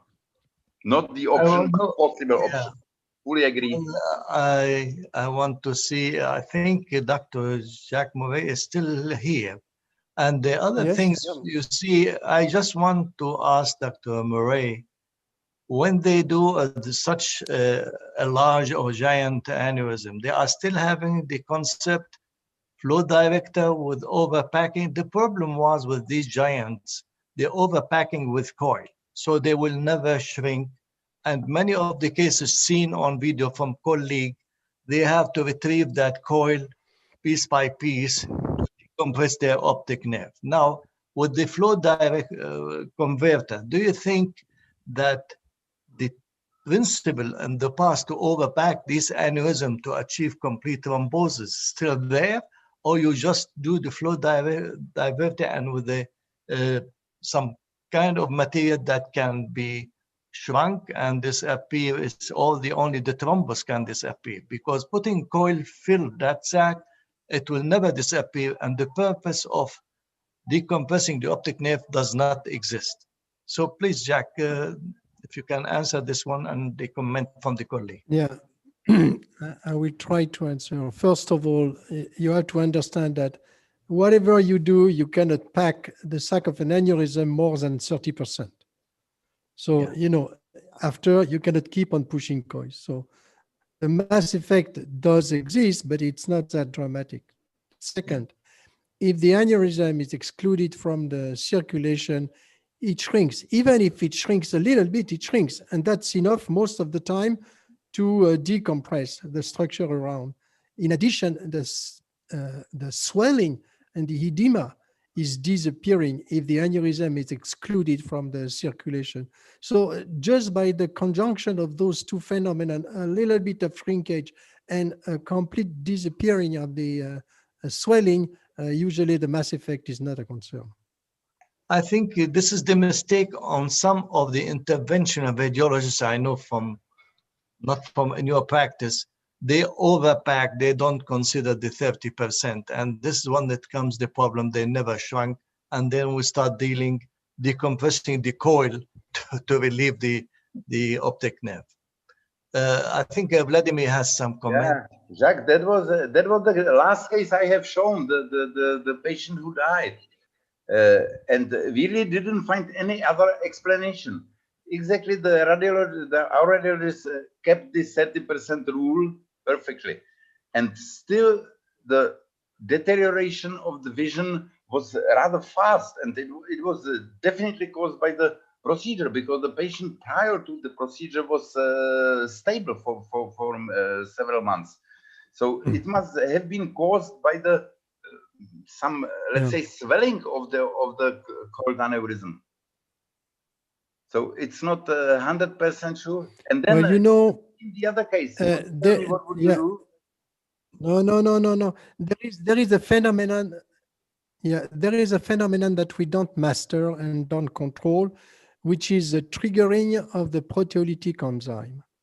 Sometimes, for some reason, in a big mass, even if it's partially clotted, you put a little bit of coils to favor, or at least you think that you favor the thrombosis, and then you put the flow diverter. Aneurysm is gone, no feeling, nothing, and it keeps on growing, and it bleeds.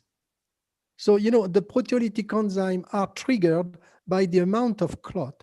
I think the most important is to transform the red clot in a white clot, which is much less prone to trigger the proteolytic enzyme. So one of the rationale to deliver coils is not to cure the aneurysm, is to transform the red clot in a white clot because of the fibrous tissue organization.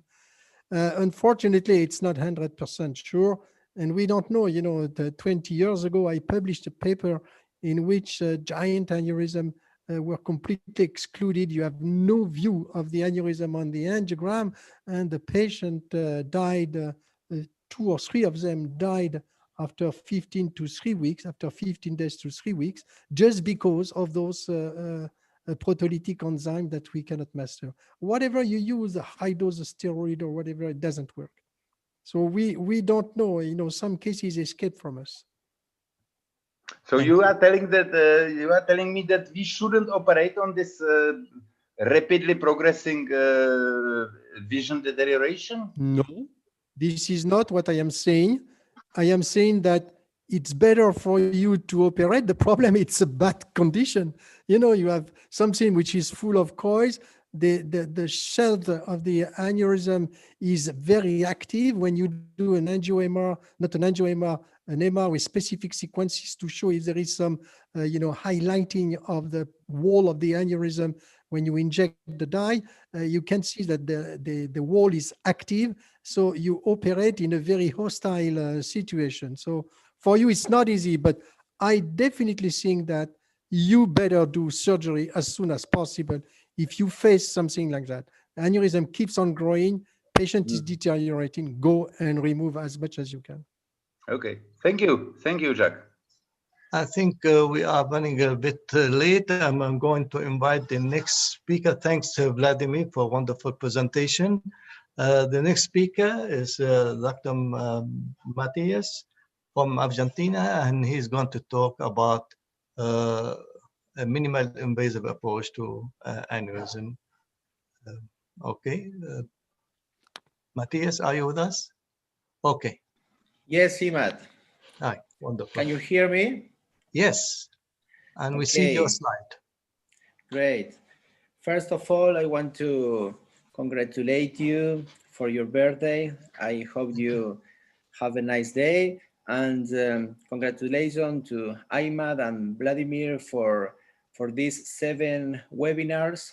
I know that the organization of these virtual encounters were really hard and difficult, and I want to congratulate to you.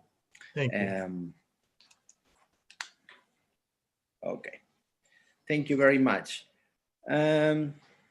This lecture is related to a special keyhole approach through the trans-eyebrow approach, performing the supraorbital transciliar for clipping aneurysms, especially for anterior circulation aneurysms.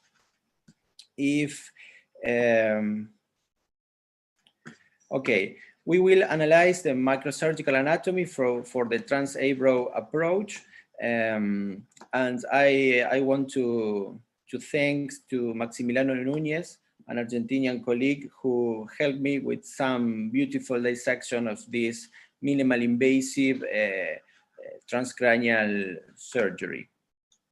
First of all, I want to say again that it's very important, the anatomy, the laboratory training. Some of the dissection that I will show you were made here in Argentina, in Sao Paulo, in United States.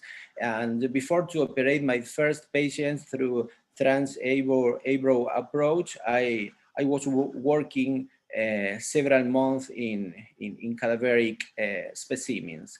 And this is very important, especially for young neurosurgeons, the laboratory training before to operate patients, especially with new techniques.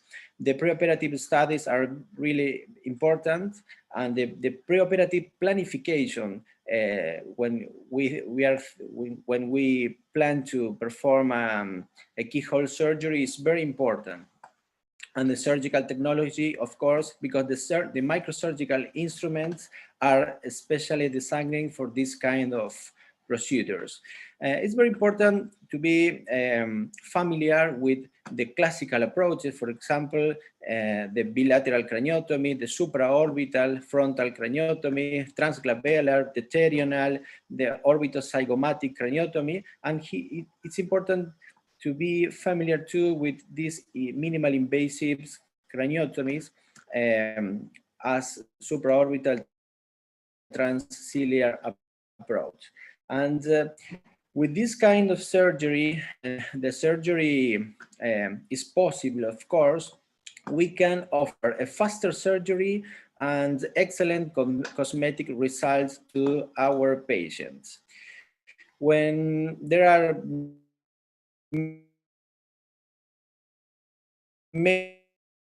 Dr. Pernesky was a pioneer in this kind of keyhole surgeries. It's very important the positioning of the patient, because we need to use the deflection of the head in order to create a straight corridor between the inferior surface of the frontal lobe and the anterior cranial base. Okay,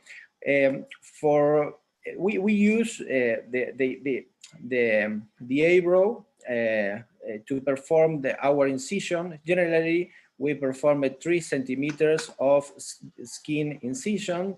After to perform the skin incision, we need to dissect the subcutaneous tissue, and our medial limit of our dissection is the supraorbital nerve. It's very important to demarcate the supraorbital canal or foramen in order to avoid the damage of this important nerve. We need to expose the frontozygomatic suture in order to localize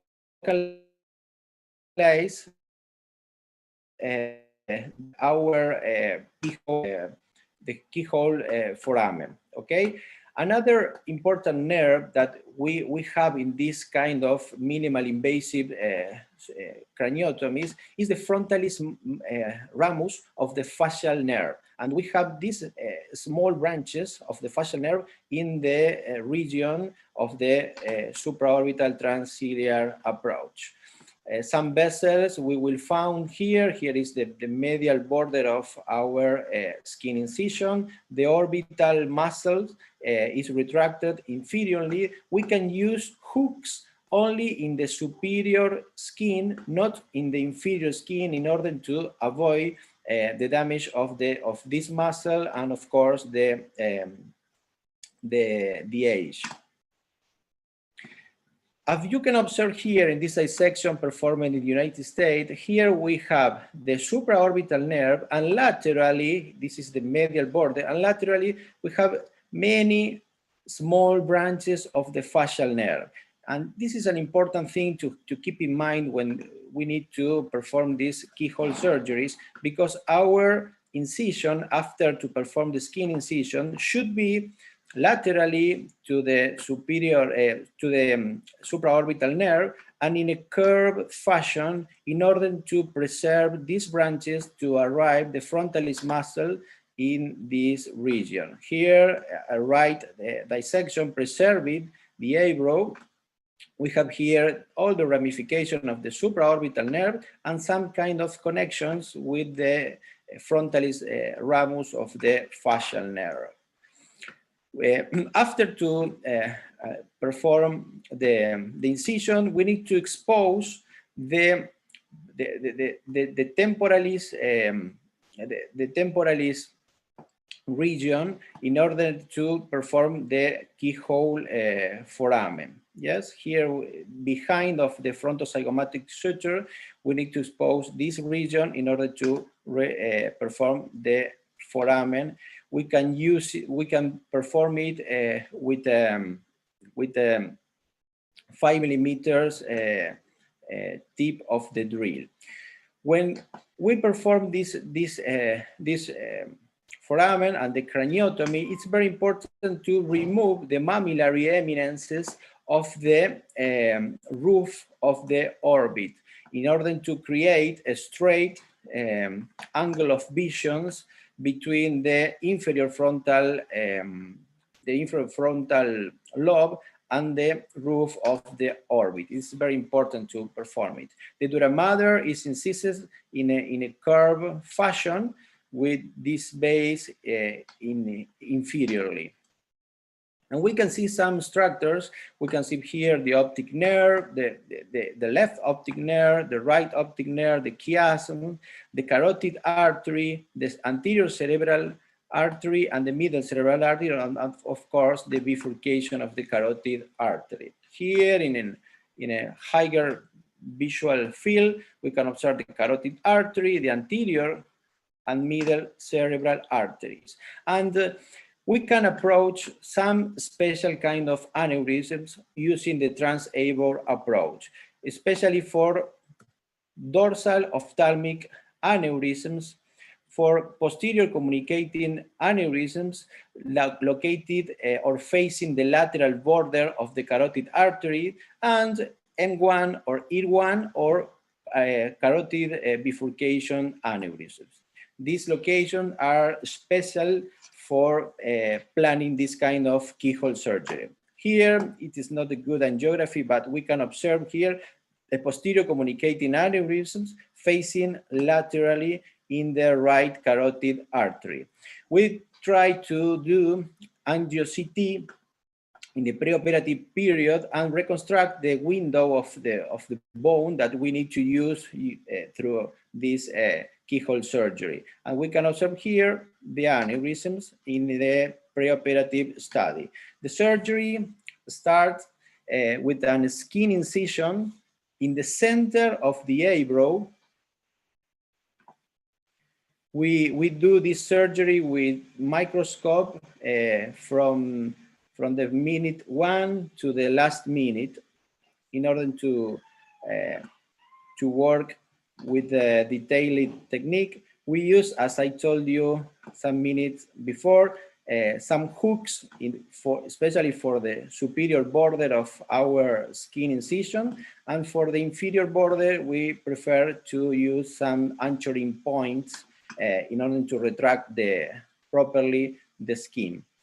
After to reach the bone, we need to localize this small segment of bone located behind of the superior temporalis line, and only we need to expose the anterior cranial fossa.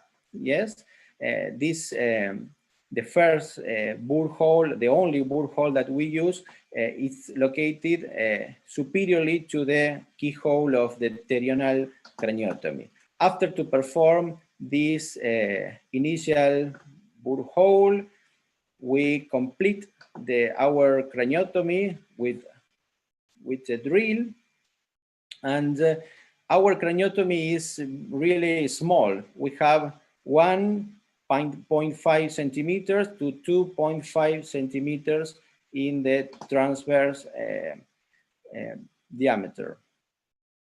After to expose it, it's very important, especially for young neurosurgeons, to remove the bone in the inner layer of our craniotomy in order to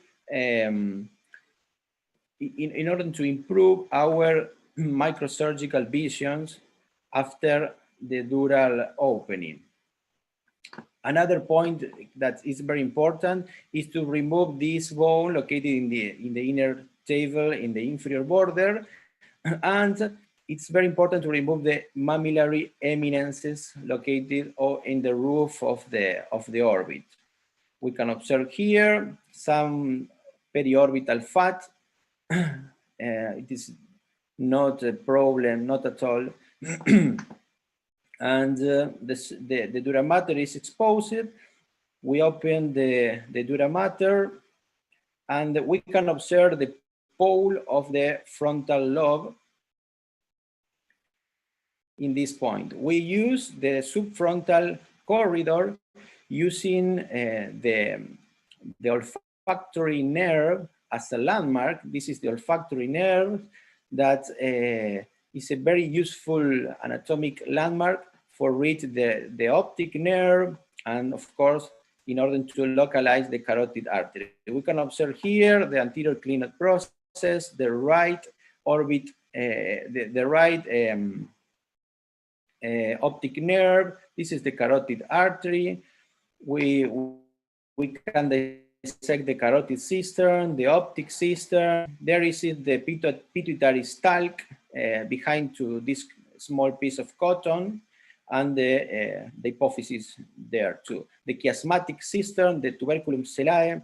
And of course, with this approach, we can expose the sphenoidal segment of the sylvian fissure, and we can open it if it is necessary to clip the aneurysms in some special cases, of course. Here is the aneurysm exposed. We can dissect the distal neck, the proximal neck of the posterior communicating aneurysm. There is located the third cranial nerve under the carotid artery, and with an angle clip, we clip this small and elongated posterior communicating aneurysm in this case. Here is the aneurysm clipped, and of course the closure in a regular way, as we can observe. Here is the postoperative angio-CT with the aneurysm correct occluded. I will show you the second case in order to sample a posterior communicating aneurysm with the fetal posterior communicating artery. I will advance the video, of course.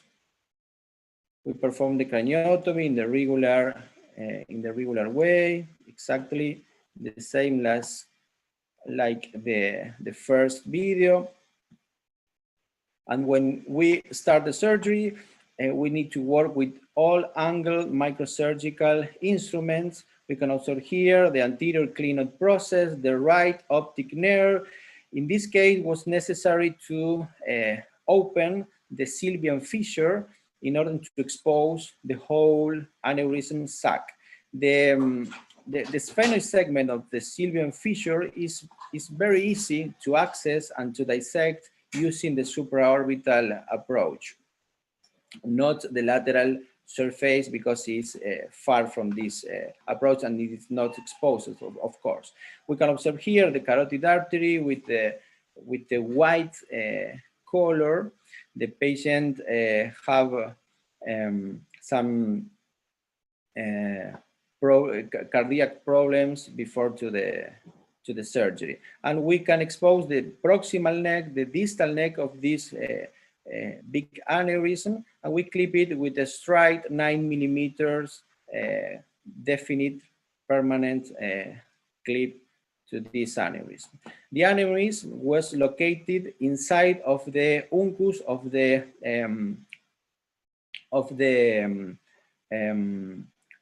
temporal lobe here, and we need to dissect the aneurysm in order to avoid the mass effect that the patient suffered in this region.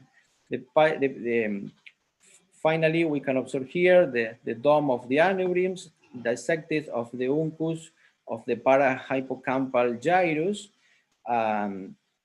Once we clip it, we check the correct patency of the posterior communicating aneurysm.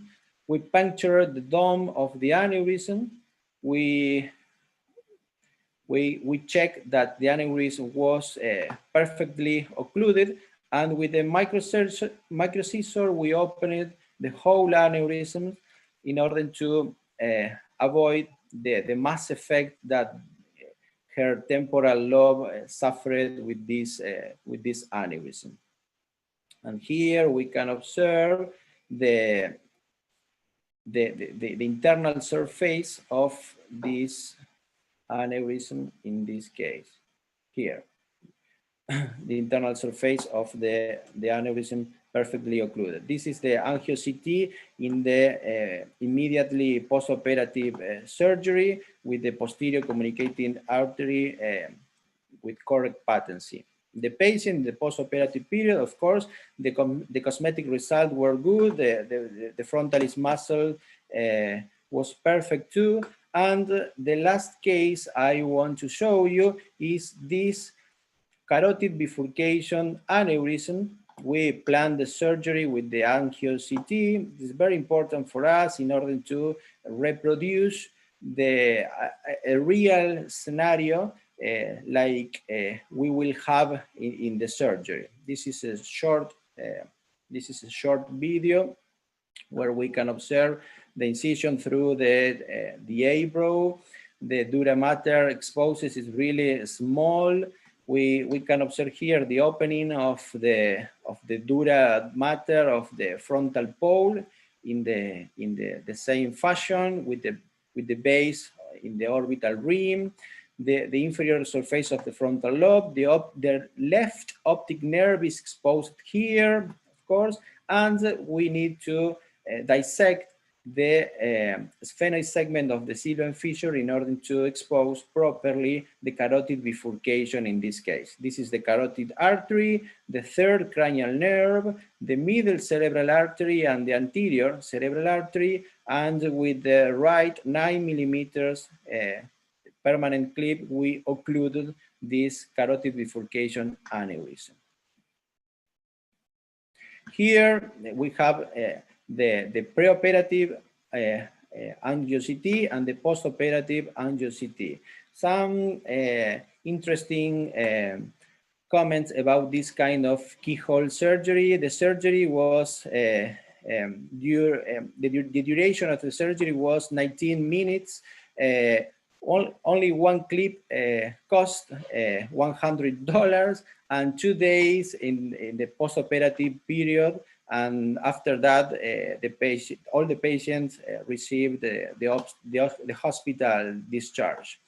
Finally, I want to share with you this interesting paper that we published some months ago in Interdisciplinary Neurosurgery about supraorbital transciliar approach for posterior communicating aneurysms in a 3D surgical video. Thank you very much, Imad, Vladimir, for your kind invitation. Thank you very much, Matthias, being on time. We'll give a chance for one comment or question. Toward the end of the day, people, they get depleted from questions because they are ready for either to sleep or for dinner. Can I just mention? Yeah, Ramesh. Thanks, Matthias. That was a great talk, and the slides were superb, including the videos. What is your technique to deal with a very well pneumatized frontal air sinus, how do you seal it off? Thanks, Ramesh.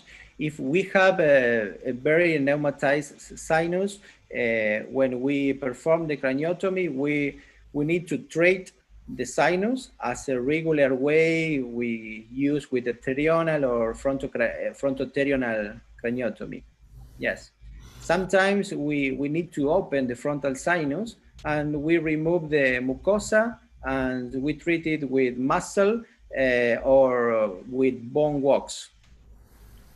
Okay, thanks. I think it's an important point when you go, as you mentioned, lateral to the supraorbital nerve.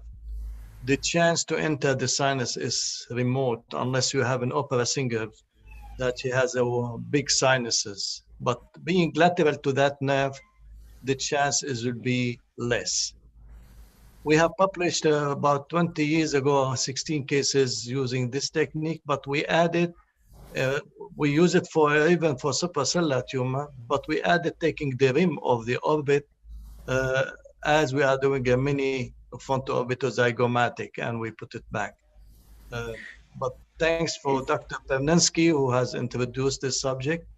And it depends. Some people, they don't like to have a scar in the eyebrow, but you showed fantastic cosmetic results. In my series, they were not always nice cosmosis. And if they are bald, this is the preferred incision for them. But if they have hair, I'm talking about supracellular tumors, they don't mind to have the hairline incision. Thank you very much. Any other comment or questions? Thank you, Imad. All right, so I may wish you we might not see each other on Zoom until next year. I wish everybody a Merry Christmas and Happy New Year and a great time with your family. And we are looking forward to have the vaccine introduced so we can see each other and visit each other and have a real live presentation with having a nice dinner together. I'd like to ask all the members to give their comment before we conclude the final webinar for this year. Please, we'll start with Vladimir. Well, it was great. All 7 seminars were great. And I believe that I'm not the only one who wants to thank you. And I would like to say that this is my thanks to you, to your birthday, for everything, because you gave us a gift. We should have given you a gift to your birthday, but we cannot. But no, being with me, this is the best gift. And best to Huda also. Thank you, it was excellent. These 2 days were really, really extraordinary speakers, and all the lectures were perfect. So I enjoyed myself very much. Thank you, Imad. Thank you. Giovanni? Well, I think that we, all of us are very happy of the success of the 7th webinar, but the merit of the program and the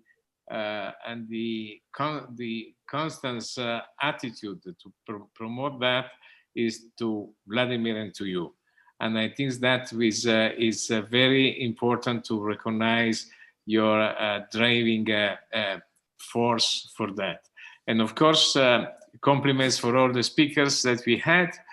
Happy Christmas, Happy New Year, Happy Christmas, Happy New Year, and happy birthday for you today. Thank you. Victor? Hello, everybody. It's really nice to see you all. These webinars were really fantastic, amazing lectures. I think that the mission of this Committee of Neurosurgical Anatomy of World Federation of Neurosurgical Societies, the main mission is neuroanatomy applied to brain surgery. So I am very happy and feel very honored to be involved with this committee. Thank you so much, Dr. Aymat Khan, Dr. Vladimir, and everybody. Thanks. As a Mexican, it's a really honor to be with all of you. Thanks to have Ramesh. Thanks, Imad, and happy birthday to you, first of all. And thanks, everyone, to be this into this wonderful endeavor. Even though this pandemic was a curse to all of us because we miss seeing each other for some time now. Even though we had a full program this year without the pandemic, it's all went down the bin. But in a way, it's a boon as well because I was listening to all the comments from the audience and many who would prefer webinars because it's such a useful thing as they cannot travel everywhere to listen to these talks from all these masters. So it's in a way it's an opportunity for us as well, and we've taken really advantage of this pandemic in a very useful manner. Thanks very much. Thank you. Matthias? Thank you very much, Imad and Vladimir, for this opportunity. It's a big honor. I feel very proud to be here with you, with Pablo, with all the members of this, more than a committee, it's a family, at least for me. I feel like that. And well, I wish you, everybody, have a happy Christmas and happy New Year. And really, I am waiting to see you all in person. Thank you. Salman, I'm seeing Salman with us. Thank you, Imad. I think, as always, Imad and Vlad, you have really done justice to be the leaders in this committee. I think what you guys have achieved over last this year, it's amazing. And the number of people who have learned so much, and people who write to me and say why we should continue with webinars, many of them can't travel to these places, or many of them can't afford it, or many of them don't have the resources to get there. And to have lessons from the top people in the world, and you accumulated them every time, the best people in the world giving talks and spreading the knowledge without any cost. So they don't have to travel, they're sitting in their houses. It could be in Africa, in South America, wherever. So I think you guys have just done a brilliant job. And I thank everybody who's taken part in this. And you've got huge loads of people supporting you, and I thank them all. I can see majority over here, so it's wonderful to be a part of this committee. So I'm grateful to everybody who's done great work here. Thank you. Thank you. I'm seeing Ramesh Carollo.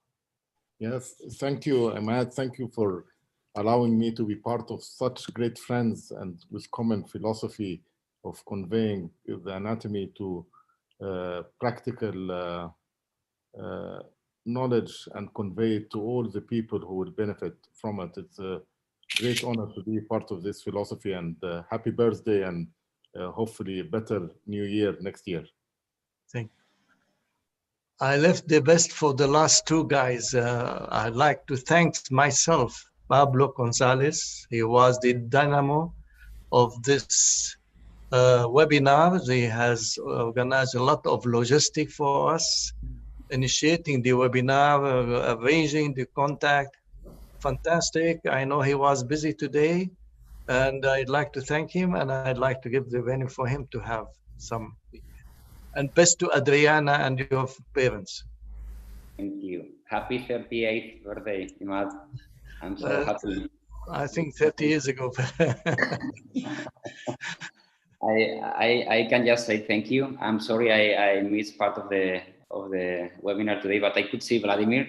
I was hearing you while I was in the car, and I just can say that this family was an amazing family 1 year ago. A very small family, and the pandemic and your effort, Imad and Vladimir, has made this family quite big. I mean, I think we are 1,000 people now in this family, which is just fantastic. So I just can congratulate you, and please keep going. I told you many times we cannot stop this because it's helping all of us. And congratulations to both of you and to all the family members and the faculty that they are taking their time. I know these 4 hours webinars, our families are complaining sometimes of how much time we are investing on this, but it's worthy, I believe. So thank you.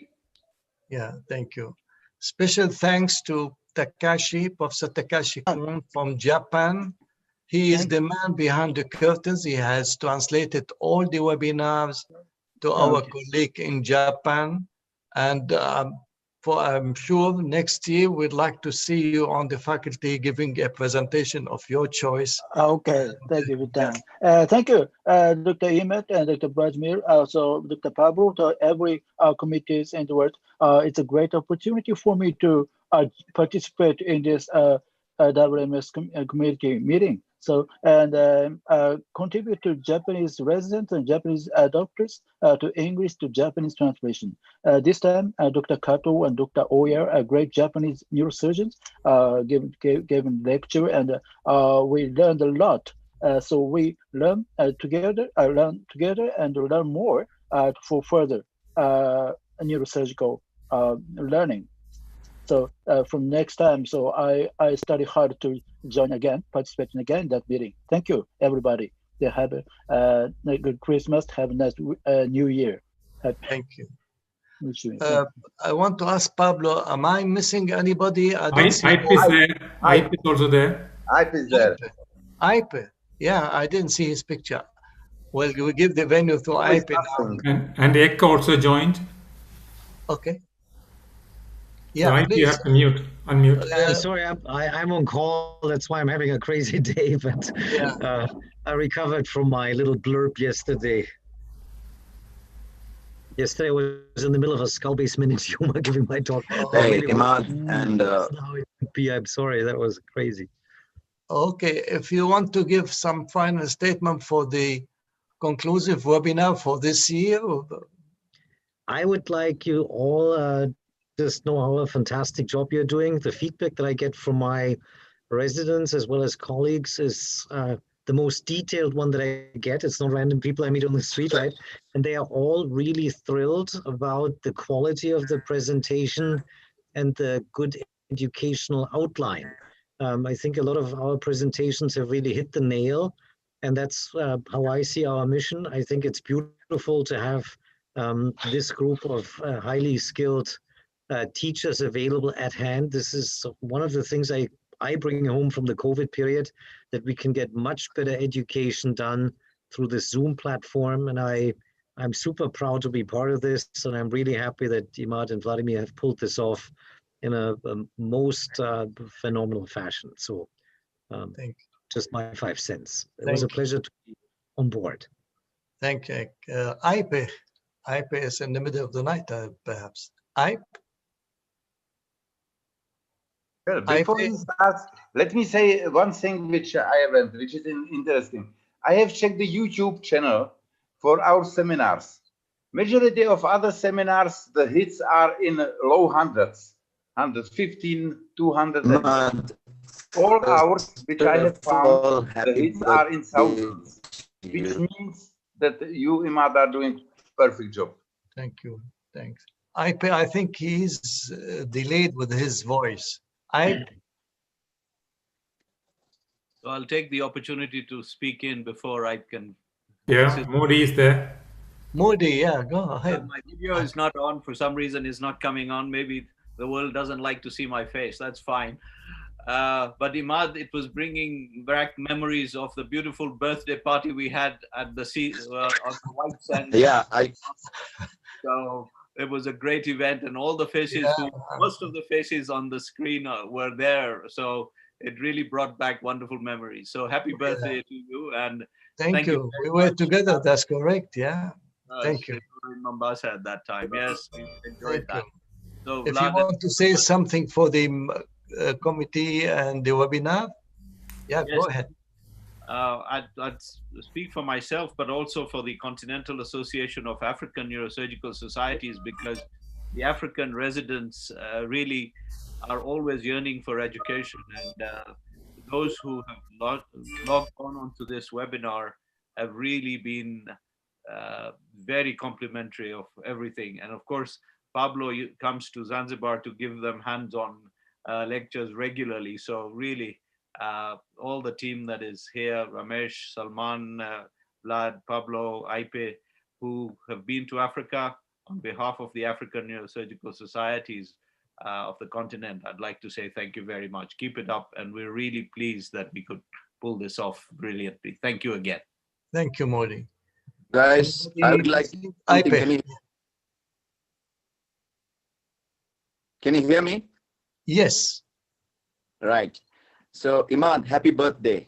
Many, many Thank happy you, returns. my brother. Thank you, my dear. And one thing that I must say is that, 4 years to 5 years back, John Bennett came to Nepal. And I remember starting Neurosurgical TV 4 years back. And we didn't know what the prospect of webinars or Zoom was at that time. I remember starting it at that time, and we started giving webinars. Now, the WFNS Neuroanatomy Committee, I am so happy that you guys are involved in this, and I can see the quality of webinars and how much it is helping. I would like to appreciate the guy who is silent and who is a workaholic behind all these webinars, John. I would like to give enough credit to Vlad and Imad, who's been organizing this, Pablo, who's been doing a great job with all the supports and everything, and all the other teachers who has been giving their time to help. This is not easy, sitting 2 days, leaving your work and sitting for 2 days for a long time in front of webinars is not easy, but I see that all of you, my family, all of you have been extremely good at it and extremely been helpful in spreading knowledge all over the world. No wonder it's one of the best webinars ever done. So credit to you, Imad, Vlad, and Pablo. Thanks a lot. Thank you. Well, I'd like to send the regards for all the international speakers that they were with us today and the other webinars. I think some of them left already. And to the members they are absent today, I wish them all the best, and for their family, I hope we'll see their activities in the upcoming webinars. Without further ado, I think you are all tired, and I wish you all the best and your family. My best regards. Thank you. Take care. Bye-bye. Thank you. Thank you. Bye-bye. Have a good night. Bye. I wish you a good Christmas and Happy New Year. Yeah. Happy New Year too. Same to Yeah. For everybody. Take care. Bye-bye. Good chat. Okay, Happy New Year. Bye-bye. Happy New Year. Bye-bye. Okay. Bye-bye. Bye-bye. Bye-bye. Bye. See you next year. Bye. Kahit po kayo, ayos please come. Hey. Hey guys. Great. Have a good night. Bye-bye. Good night. Thank you. Thank you. Bye, Ramesh. Ramesh, thank you. Bye, Victor. Very, very happy to see you, Ramesh. Have a happy Christmas and a New Year. Hope to see you next year here in Mexico, in Acapulco. Yes. Bye-bye. Bye-bye. Bye, Ramesh as well. Bye, Ramesh.